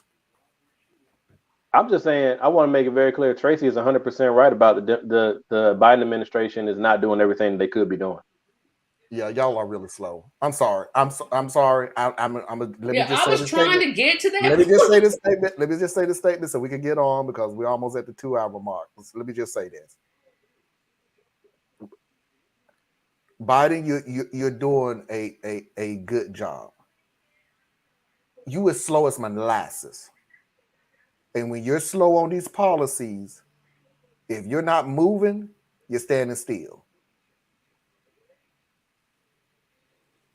Been 2 years, bro. I'm sorry. But he said nothing would fundamentally change. He wasn't lying. Trump has done more damage to this country in 2 years that you have been able to fix. Oh, well, good things always are harder to do than bad things. Bad, no. Anyway, so we're gonna move on to Am I the A-hole? I just want to get that point across. I'm not going to answer that question. I didn't have a question. No, you said, "Am I the a-hole?" And I said, "I'm not going to answer that question." No. I know how you feel about us. Still love you though.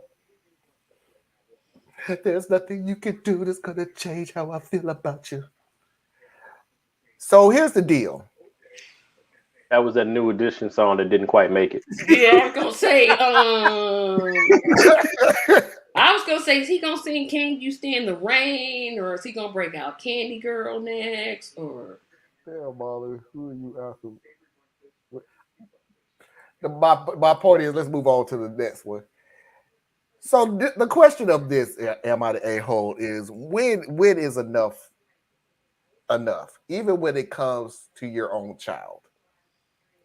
I'm a 39-year-old woman, and my daughter, who's 16, has had a sensitive stomach ever since she was a kid. There are certain foods that will upset her stomach to the point where she's unable to stop throwing up. We've seen countless doctors, but so far, nobody's been able to give us a clear answer. The only advice we keep getting is to identify all trigger foods and cut them from her diet. We have a pretty good idea of what those foods are: soda, carbonated drinks, chips, Cheetos, and other similar processed snacks. Anything oily, fried, and most sweets. Unfortunately, this is exactly the kind of stuff my daughter loves to eat the most. And as horrible as she feels after she has them, she still refuses to cut them from her diet, which in turn led to her spending a lot of time in the hospital during the past few years. When she was little, it was easier to keep all these foods away from her because I simply wouldn't buy them. But now that she's older, I can't always be there to check what she eats. She gets the greasy pizza at her school's cafeteria, she trades her lunch with her classmates, she goes out with her friends and stops to eat at KFC, and so on. And it always ends with her in the emergency room, crying and shaking because she can't stop throwing up. This was the case on Christmas Eve as well, when our whole family gathered at our place.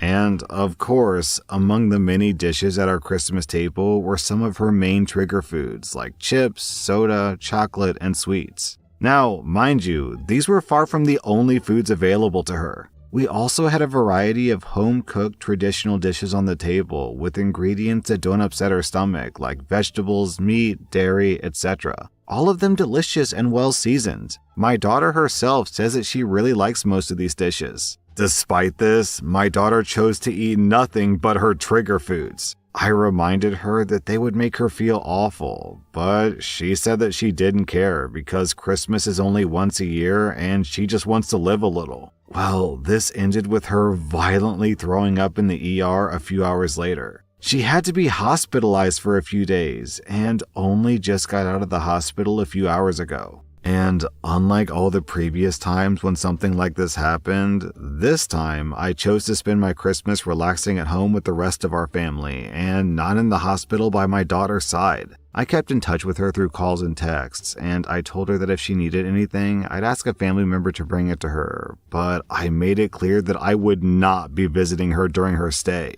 And, well, my daughter didn't take this too well. She cried every time we talked on the phone and begged me to come over and told me how horrible I was for abandoning her there all alone. Most of our family didn't take my side in this either, and during the past few days, I got called everything from a little extreme to downright cruel and heartless. Am I the bad guy, Red? This is a tough one. Well, if it's tough, I'll run at it. So Okay. first of all, I question this. There's some things that I mean, it's too late to fix it now, in a way. But what the hell parenting style were you following here? Because either your child is kind of dumb, which is not probably the case, or they're so coddled that they just don't fully appreciate the situation, right? So there's some parenting issues here. Um, but yeah, I get where she was trying to go with the tough love at the end, but there's a way to do it and there's a way not to do it, right? So you don't abandon the child. Like you don't be like, well, I'm gonna send somebody else to bring you a sandwich. No, you still go see about your child. But this isn't the first time, second time, fifth time. This child is consistently put the family in this position and put herself in this position. So you still got to go, but just don't be all doting and all that. Sit there with a sour face, have the conversations she don't want to have. I mean, she in the hospital, she can't go nowhere. Have the real conversation. Show her what money actually means because she sounds like she's a teenager in high school. So does she even understand insurance? Does she understand the financial burden? Does she understand the damage being done to her body each time that is cumulative and that is going to continue to affect her going forward? I seriously doubt it because teenagers don't process that unless you put it in front of them. So I would say, are you the a-hole? Yes, at the end of the story, and possibly in not being more intentional about your parenting style, given the needs of your child. But yeah, that's where I would go. And then the child is just being a little butt. Yeah, this is hard for me because as a type 1 diabetic, it's like as soon as you tell us we can't have XYZ, XYZ is exactly what we want. And when you deprive yourself of it, it makes you want it even more. So in that instance, because the food police are the most annoying people ever. I get sick and tired of hearing you can't eat that cake. Well, you can't either. One piece of cake is not gonna just lead to my detriment. Now, several pieces of cake, yes. If you see me eating 3 and 4 slices of cake, no, you should be like, right, no. But the food police, they are the most annoying people, period. So I understand the teenage girls plight because you just want one day where you could just be free to eat whatever. I know it makes her sick. I know that. I get it. But I understand. I don't agree with her, but I understand where the teenage girl is coming from. But that parent, girl, that's a child. Um, Stop giving her money so she can go to KFC. Um, and I gotta say, can't believe I'm saying this again, but ditto to what Thea said. You don't just not visit your child in the hospital. You do say, hey, why you keep putting yourself here? These emergency bills are not free. It costs you, it would mean less if you would stop eating greasy foods until we can find out what's wrong with your stomach. Because obviously she can't digest her food right. It's something with her digestive system going on. She just can't digest food right. So we're going to avoid them foods. I'm not going to give you any money to go at KFC or wherever it is. We're not going to fry any foods. Everything's going to be baked. Everything's going to be not, we're going to just eat foods that don't agitate your stomach. You're not getting any more money. You're not getting any more opportunities to do this. You just hit on something that was super important, Tracy. Um, well, one other piece, like you said, sometimes you can't be 100% all the time, right? You You can't can't. be at the point where you're punishing yourself. So that actually makes you want what it is that you're punishing yourself with that much more. right? So kind of, like my argument with people who are always trying to avoid politics and social awareness. Well, I just need a day off. That's fine if you were engaged. If you're not engaged, you always off. So shut the hell up. I don't have no feelings for you. This child is coming from like that part from me. Like they're never actually taking a day off. But now, one of the things you said really made me think. What is the family doing? Right? Because if this, I get it. She is the one with celiac disease, Crohn's disease, whatever it might be, that is having these violent reactions to food. I get that. But as a family, you should shift your entire diet across the whole family to suit that. It shouldn't be that she's sitting there with a salad and you got some fried chicken. It shouldn't be that every once in a while you want to go sneak get a piece of cake, but then you want to remind her why she can't have it. The family has to buy in. And it kind of sounds like when I listen to what you said, Tracy, and what the story thing, I'm not so sure the family's doing They're that not. because of, They probably eating it's them like, fried foods and dipping it and having yeah, they all that probably stuff. doing, And then they they're probably like, no, living their normal life. here's the baked chicken for you. But meanwhile, we're gonna eat this delicious deep fried chicken with the crust and it's real crunchy when you eat it. And man, and then Yeah, we're gonna put some mashed that's potatoes I with think that that's the big brown with problem. that good brown gravy on it. But you can't have none. Of I course she got you gonna. some gluten free. I got you some gluten free chocolate cake, but we're gonna have some brownies over here though. So yeah, she's gonna sneak. I mean, that's why, yeah. So yeah, that part really. You would think common sense would say to her, "Hey, this food makes me sick," but it don't work like that. Yeah, I'm telling you, it don't work like that. The foods that my doctor says don't eat these, them the main ones. I'm like, okay, I want to eat this. I'm gonna eat this. I'm gonna eat this. Who I'm you gonna eat telling? this. I don't have any dietary issues, like no health issues like that. But I look in the mirror and be like, boy, you done picked up some weight, and then go straight to Chipotle. So Or church's chicken.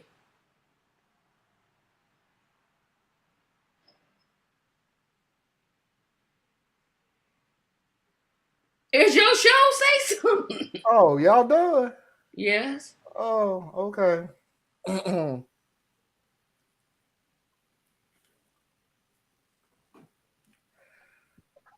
The family is kind of an a-hole, and I kind of honestly think that because you literally had stuff that you know that she could eat At the function. at the at the party or whatever it is that you was having. I will give you that.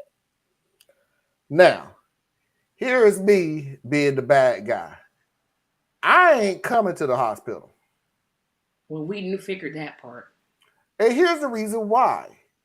One, I need you to, in your heart of hearts, young lady, ask yourself, why are you crying because I'm not there? Because I've been there several times for the exact same reason that you keep sabotaging yourself. So why are you crying because I'm not there now? Because obviously you have no problem not only putting me out of my way of doing things, and that's me being selfish. That's me being a selfish parent. I have to take off time off my job. I have to pay this hospital bill. I have to sit in this hospital twiddling my thumbs. And the most hurtful part of it, while sitting there watching my child suffer. Here is your deal of it. Why in the world do you enjoy suffering? And here's why I say it exactly what I say. What was the reason she gave for eating the food at the party? Because this, I know it was a slip of the tongue. I'm not jumping on you, but I am going off of what you said. Because you said, no, it was Tracy. I'm sorry, Tracy. Why would you have that food when you knew she was going to sneak it? She didn't sneak it. The mom said, don't eat that. You know how it fits you. And what did the daughter come back with? It's Christmas. It's a special. I want to enjoy myself one time in my life. Sweetie, this ain't the one time in your life. This happened all damn year. And every time that you do it, you get sick. But they and you are get sick to the But sabotaging point keep you in go food. to mind, the hospital. They didn't have to have all that greasy I'm food not at putting that that. about. I've already said they were a-holes for that. I'm sorry, but you are. That was really a freaking a-hole move. That's why not only do I think the family, but the people who sit there going, that's bad, you shouldn't do that, blah, blah, blah, and everything else. I'm sorry, I'm always the person to push and go, but you not getting your ass up to go help either. But Marlon, well, you the don't thing I know was what gonna it's. say, Marlon, is remember. I'm sorry, Tracy. Go ahead. I was gonna say, Marlon, you do not know what it's like to be told what you cannot eat. I kind of do, just not for it was a lifestyle, not a choice thing. So I kind of do, but I kind of don't, Yeah, because you can't eat. I Yeah, was a bodybuilder for a while, and anybody who's done bodybuilding for a while know that the stuff that you can't eat and the stuff that you can eat is on totally two different sides of the aisle. And the yeah, but stuff that it's you can't eat is the nice stuff. Because, by the way, a cheat day there's no such thing, and it's disgusting. But again, Tracy, I'm not degrading anything that you said, because that was a lifestyle that I chose, yeah. Nobody. not something that I have to do. Well, the point I was making is all of this. It age matters here. We're talking about a teenager, and scientifically, biologically, their brain doesn't work the same way, right? That's one. And then it's a teenager, so it's still a child. So I I kind of see the struggle here. I mean, it's like there's a need for tough love, right? They need to be able to actually see the wall, um, for them to decide that I need to do a course correction. But at the same time, they have to be taken care of as a child. So to not be there with my child is just, I just couldn't see that. Like that'd be like if my child, because all of this is is in a way it's feeding an addiction. So she is addicted to, surface level understanding here.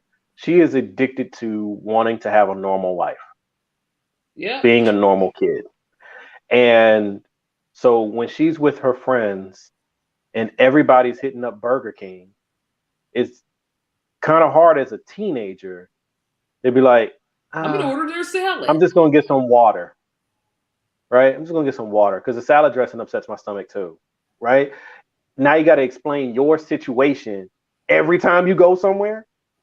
Kids ain't. That's not how kids function. And so, and then what if it was a drug addiction, like the kid on painkillers or whatever, and they keep relapsing and going into something? Am I gonna stop coming because they keep putting themselves in there? Am I going to treat it differently because it's food versus Oxycontin?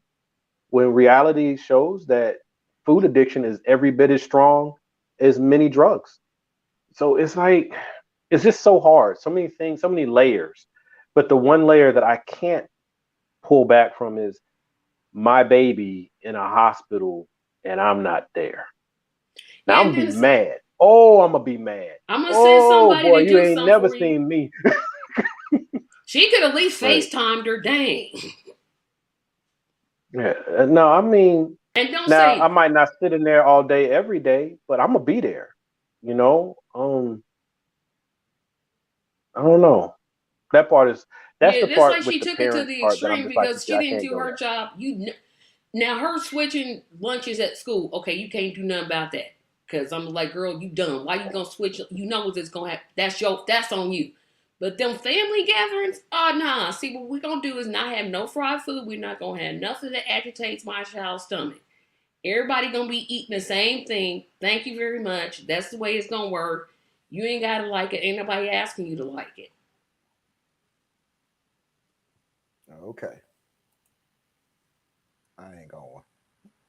I'm definitely going, and I'm not even a parent. Even I know to go. Now I'm gonna tell her while I'm there, hey, you keep on, keep on. You in here one time, you ain't gonna get to leave. Now, how about that? Okay. Yeah, I just wonder about the front end. And now I'm laying something on the story that it's not shared in the story. But I'm just like, it's it's like delayed parenting. You know, when you're a little boy, you got a little boy. He's 2, 3 years old, and he running around acting fly and running up in the mouth and touching women and stuff like that. And you're like, he just being mannish. Ah, look at that boy. Hey, that boy over there, That's boy. my boy right there.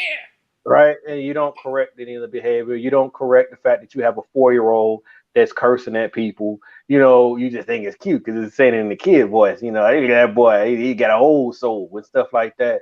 Or he's talking, or if he's not cursing, but he's just being mannish, as they say, mannish. And you just think it's cute. Or you got a teenage son, and every time you turn around, he got a new girl. And you be like, yeah, look at that boy, my boy a player, whatever, you know what I'm saying? And I'm just like, what is it that is it about you or is it about that child? And are you preparing that child for the best version of themselves?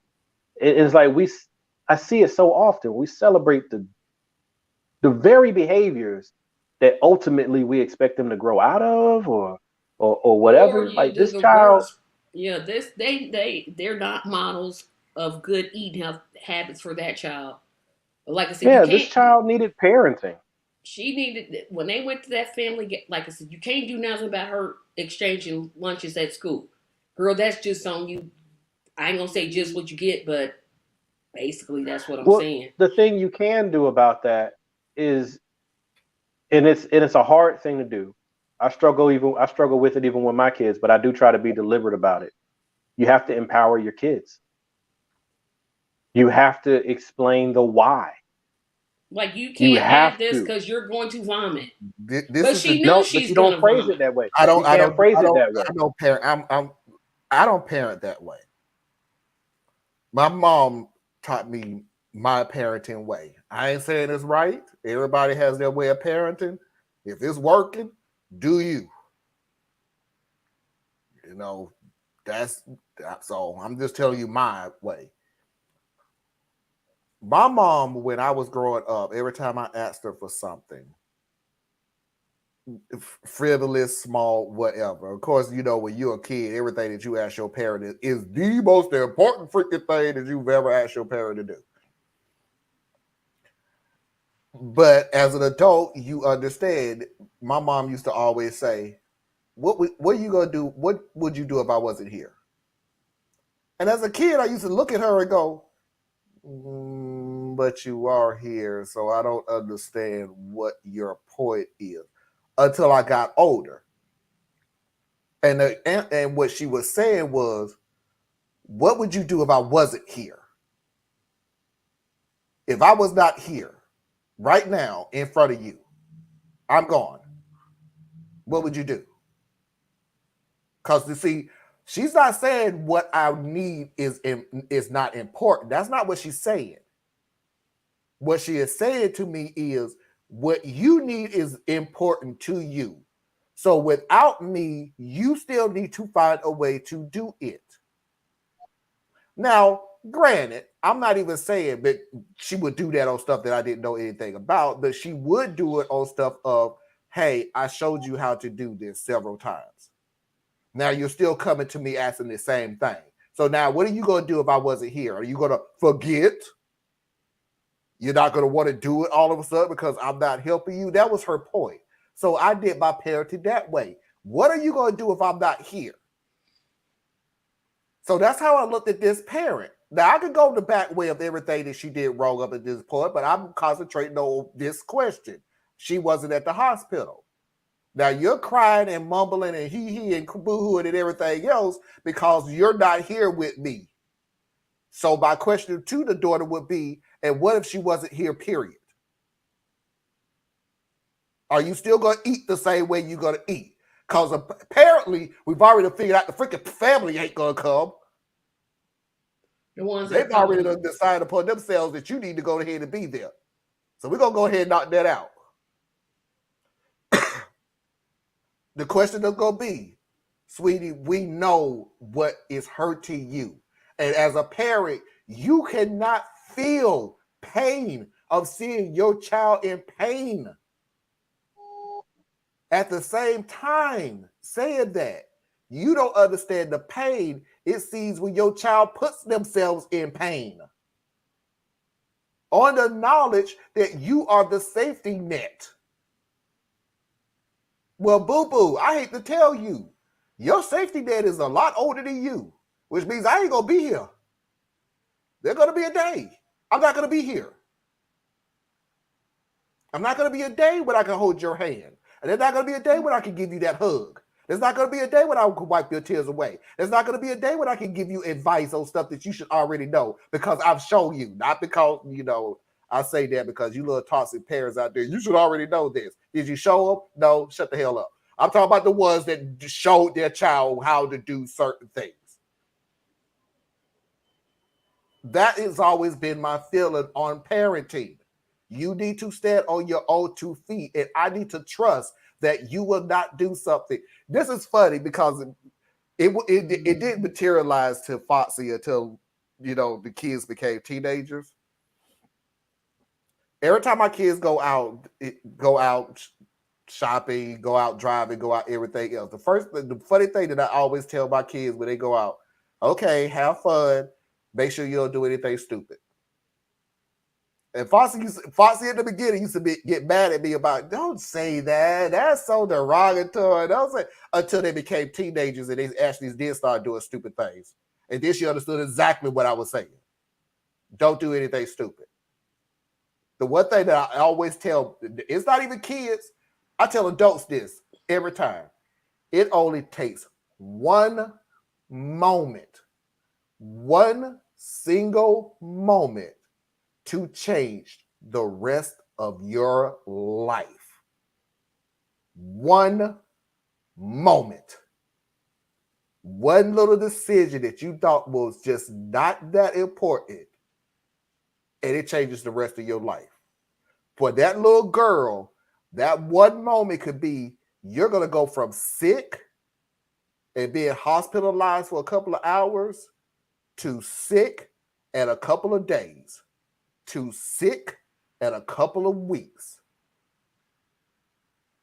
sick and a couple of months. I have to trust that you can stand on your own 2 feet, even at the age of 16. I cannot care for you more than you care for you. That's just the bottom line to it. There's not enough care that I can put in you that you can't put into yourself. It's virtually impossible. It's damn nearly impossible. I cannot care for you more than you care for you. So yeah, I'm sorry. I can't show up at the hospital. I need you as unfair and everything else. And I get it. I understand it. It's unfair. You shouldn't at this young age have to go through something like this. I get it. But okay, after we don't put all that stuff across, it's happening. Now what? It's happening. That's just the way it is. Now, while I'm here on this planet, sitting right in front of you, we're going to have to deal with this while I'm here. Because when I'm not here, no, that's the end of the sentence. I'm not here. So what are you going to do if I wasn't here? So that's why I gave the answer that I gave. Putting all the other stuff aside, your little a-hole is sitting there putting crack in front of a crackhead, sitting there saying, don't take that crack. You're being an a-hole. Stop that. Don't do that. Stop it. But if the girl is bold enough that I walk up to you and say, you can't have that, boo. You're going to get sick. And you already got the answer of, YOLO. Okay. Actions have consequences. This is your consequence. Wasn't what you expected it to be, but it is. This is where we at. So that's why I gave the answer that I gave. Now I'm not taking anything off that family. Y'all need to get from this point on. Excuse my language, Tracy. From this point on, you need to get your shit together. You can't eat the way you want to eat simply, and as unfair it is to you. You can't eat the way you want to eat because she can't eat the way she eats. Get your crap together. Yeah, it's unfair for her. It's gonna be unfair for you too. Sorry, not sorry. Like Thea said, you can't have your fried chicken and collard greens and fat back and cornbread and whole baby. Here's your salad. Nah, boo. We are family. We in this together. But anyway, I'm just preaching now. So that was the reason I said what I said.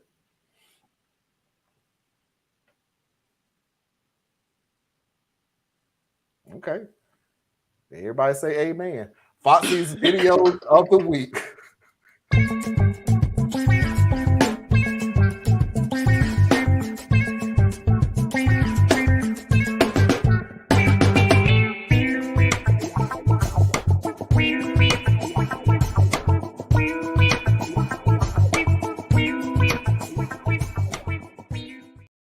If you are new to the show, this is Foxy's videos of the week, the videos that she picked, and as always, in case you didn't miss it yesterday, you're only going to get one a-hole or one real or not video, and we're now going from 5 videos of Foxy videos of the week down to 3. These videos are usually TikTok, and if I knew Theus was going to be on this show, which I may literally hold the video. Oh God, because Tracy gonna lose her crap when I say this. I may hold the video for a Friday night, guys, because it was lose my crap about that. Because it was really male-centric question that was given. It was that part I would be. So, but I ain't want you to come back. You don't think women can answer that question? Look, they can't. You think women can? So that's why I said what I said. I do not bobble my head around like that. Look, can we make that clear that I do not do that? I'm more like this, not like this. I can't do that though, man. Y'all mastered that. Y'all can have it.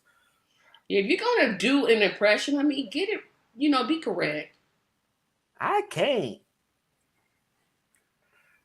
And also the videos, I go from the serious to the more funny.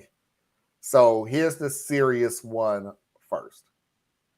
How come nobody wants to work anymore? Are we seriously still talking about this? Yes. Isn't unemployment at like 3.5%? Is that supposed to be low? In a factual historical sense, yes. And then how come there's always a help wanted sign at my grocery store? Probably doesn't pay a livable wage. Well, not everyone gets to live a life of luxury. You mean not everyone gets health insurance? I do have health insurance. Yeah, it has yet to cover anything that I was hoping that it would cover, but they did give me like a plastic card to keep in my wallet. See, that's security.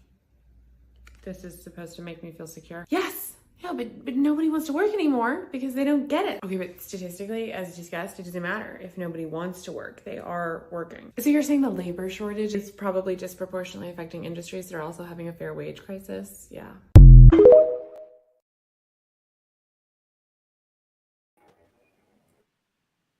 That last part. All of the last part. Yeah. The closing part said it all. The same places that you have in a labor shortage are the same places that have the worst quality of life situation. Did y'all notice one thing when they did through the labor shortage during the pandemic? Nobody literally said, "Where's it happening?" You did. You ignored it. So I'm gonna bring up where it was. They got close to it. They just wouldn't quite They wouldn't. They did. They pointed it Because like out. they would talk about it being fast food, but they wouldn't say because it's fast food. They Yeah, wouldn't, you know what I'm saying? They wouldn't, they would talk about essential workers, but they wouldn't talk about what those essential workers do, except for the grocery store clerk. That's the only one that we would hear about. and the first thing Meanwhile, police officers are dropping dead across the country. Yeah. they argued what essential workers were. That's the beginning. What is essential workers? Doctors, um, attorneys, which okay, I got you on that one. But doctors, nurses, police, firemen, everything, essential workers, they argue that down. Okay. So what are not essential workers? Fast food, your coffee in the morning, grocery store workers, things like that. No, those were essential. Oh, at the very beginning, it wasn't. At the very beginning, they Oh yeah, in the beginning it was protect our high wage earners, but yeah. it quickly Yes, became there about we who go. makes my life comfortable. As soon as it started going towards fast food, because you said we're not essential. Flipping burgers is not essential. Until wait a minute, so I don't get that egg McMuffin in the morning anymore. So I Yeah, can't go see, across people the street. do eat at McDonald's. So I can't get that coffee at 11 o'clock like I normally do everything. So I can't go to the grocery store after work and just fly past like You I know used. when it flipped, Marlon? This is when Mm, it flipped. In the very beginning, when they couldn't figure out why and how people were dying, essential workers were your nurses and your doctors mm. and your law enforcement. Those are your three cases because they had to continue to interact with the public, right? As soon as, because COVID was still on the upswing, but as soon as more of us began to work remote, when the company started closing down and sending us home, and now you needed your coffee or your lunch run, that's when the term really started to morph and slide down the economic scale, right? Because now it became you're essential because you're what helps keep businesses going, right? Before it was what kept us from dying. Then it was keeping businesses going.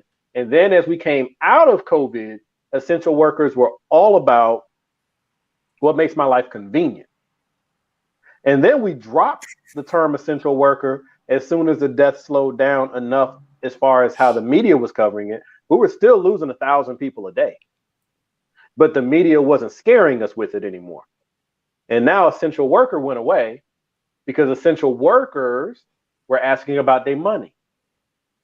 So we stopped calling them essential workers when they started talking about that 15 again.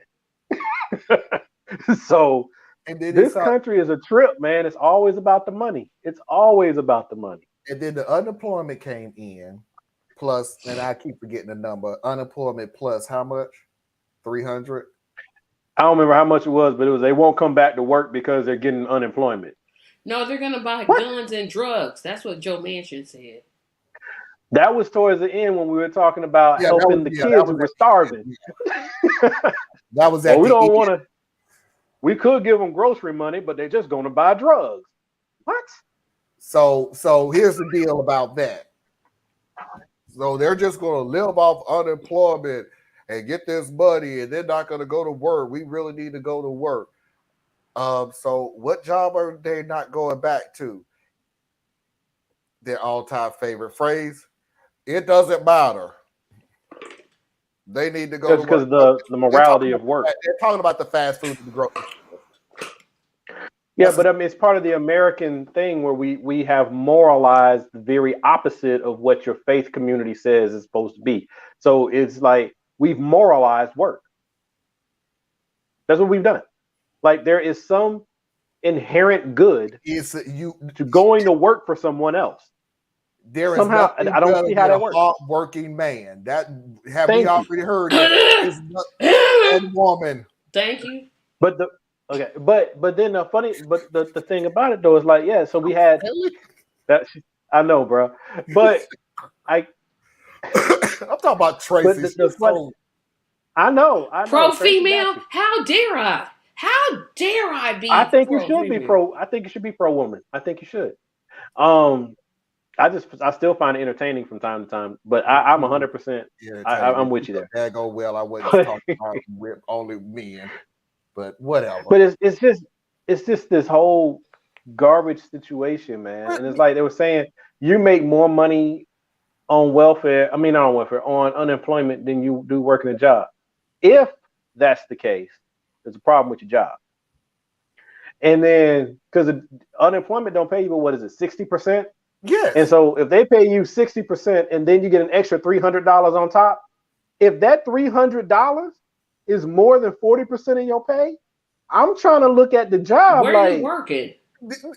That was always my point, because they was always kept saying to me, on the other side, they'll just live the rest of their life on unemployment, and it's $300, and they would never go back to work. And I always want to look at them and go, yeah. that's the freaking point. That's the equivalent, and I know I'm stretching when I say this statement. That's the equivalent of saying somebody won the lottery. And I'm just throwing a number out there. They won the lottery. They won $5 million. Well, oh my God, they're going to live off $5 million. I said $5 million. $5 million. Well, they're just going to live off the $5 million. They'll never go to work as long as they got the $5 million. Yeah. Yeah, pretty much that's how it works. But that's okay because they have wealth. Yeah, that's why I said it's a stretch to say it like that. But when you I feel you. When you have unemployment plus $300 and you are ahead more than you was working a fast food restaurant, and you're complaining that that's not what they're gonna live off of. Yeah. If they can meet their needs, then oh well. But see, here's the trick. Well, part of the trick to it. So first of all, I am no fan of this gig economy thing. But it exists. Now, when they realized that they can make more money delivering the food than they could making the food, that should have been a dead giveaway right there. If you can make more money driving for DoorDash or whatever, Uber Eats or whatever them things are, then you could going in and working a full shift at Crystal. Is there any question why they're not coming to work? And come on now. Do you know what the big, huge thing that the difference of those are? What the huge difference of it are? And I get what you're saying because they make more money. I ain't got to deal with a boss. I ain't got to deal with the public. Pick up the food, deliver it. Because trust me, Thea, I was a little upset when time went on, but I kind of started understanding. I don't know how it is in Atlanta and DoorDash here. They drop the food off, take a picture, they out. they do that here too. They basically throw it on the porch. They definitely. When I say they ain't got to deal with the public, I mean it. The pushback I was making is like that's a secondary thing, but it's far from the primary. The primary is all about making money, and people who are driving for DoorDash or any of these other Uber like gig economy type joints, for the most part, except for the young generation that they just cobble everything together. But for the most part, you're not doing that because that's what you wanted to do. You're not doing that because you're trying to build a business driving your car around. You're doing it because you're trying to survive. You're doing it because you need some extra money. You're doing it because your main job is not enough to support a full lifestyle, or something that's gone wrong in your life. And you had like when I got laid off, when I got fired, all of a sudden, I ain't had no money. Yeah, I'm driving, Lyft, trying to make sure I can at least buy groceries. You see what I'm saying? So it's not that you're not there because this is part of your career plan, and then you get stuck in it. These so-called opportunities, you get stuck in them almost like when people move into one of these efficiency hotel type situations. Yeah. Because once you're there, it's hard to get back out. because you paying so much in, you can't save up to get out. You paying so much Well, once to you them start, to live to the you point well now pay you're paying for more oil changes, you paying for tires, you paying for maintenance issues. Your Odds are, if ins- you're doing this, you don't have the best job in the world, so you probably your car ain't in the best shape. Does All that these affect your things are insurance? factored in, Does that affect your huh? insurance? Oh, if they find out you're doing it, it if showing they up done. find out, but I mean, on the wink, wink. I mean, some people, not me. Some people don't tell their insurance companies. I ain't saying Yeah. crap. So here's what you're supposed to do. You are supposed What to you're tell your supposed to do. insurance company that you're driving for Uber or Lyft. You're supposed Now, to. first thing you do is you call an agency, not your agent, okay? And you ask the question, hey, if I wanted to drive for XYZ, I'm trying to give y'all the cheat code here, people.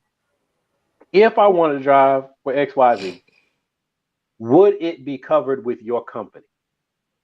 Right? Now, you're calling your insurance company, but you need to call a different agency so that when your phone number pops up, it doesn't pop up to your account. Okay? And you just ask the question. Now you'll get the answer that you need. Because some companies, if you deliver pizza, absolute no go. Period. Stop. Stop Because right that's here. a Can't high go no dangerous further. job. Right? But others, you can find out that yes, it's okay if you drive for Lyft, Uber Eats, what have you, but your policy does not cover you while you're driving. So then at that point, if that's the case, that's when you call your insurance person and you say, I am considering doing this. Can you please quote for me what impact that would have to my policy so I know whether or not I want to do it? And then you make an informed decision and you move forward. You pay the premium that you may need to pay, or you might not even have to pay any. But you That's know how you what? protect yourself. But we know what most people do. Most people No, don't most people say ride dirty. they don't Most say people ride nothing. dirty. What they don't know ain't gonna hurt them. And if I get in an accident, I'm reporting it. The end. And But which I'm not is saying you really, should do that. You should I not do agree. that. That's what most people do. They do. Because that goes back to my earlier point. You're not doing this because things are going well. But you're Okay? making it worse if you So, don't. Yeah, Yeah. yeah, so in you're the end, you're not gonna doing make it this worse. if something happens, right? But you're already living in a situation where things have not been happening well for you. So you just got, you know what I'm saying? You're making real-time decisions. It's about being an adult and being in a crappy situation and you're just trying to make it through. I get it. But I'm just saying that's how you kind of think through it to protect yourself. Why are you waving? You don't. Because it's 11 o'clock and I gotta go to work Yeah, tomorrow. I'm trying. I'm getting up out of here. Oh, I gotta be up at 5. Yeah. So next video. And then he gonna still play another video. Yes, because I still have a show to run, Tracy. Yes, I am. Next video. Okay, what do you call the mix between a parrot and a centipede? I'm cheating on you. A walkie-talkie.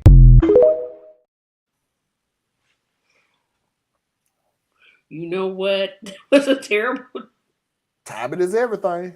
That's all I'm saying. Wasn't nothing funny about that. A walkie-talkie. Really? The joke?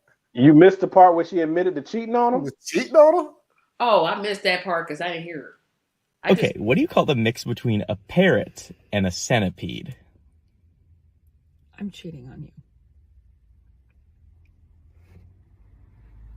A walkie-talkie. Oh, I heard it then, but I must have missed it first time. Okay, so Tracy can go to bed. We're going to move on to the last video of the night. And this is what I want for everybody to take into the next week. Someone's out there holding their breath waiting for you to fail. Make sure that bitch suffocates. Mickey out here giving advice like that. Tell her like it is. That sounds like something Mickey would say, though. For real. That would sound like some advice Mickey would say.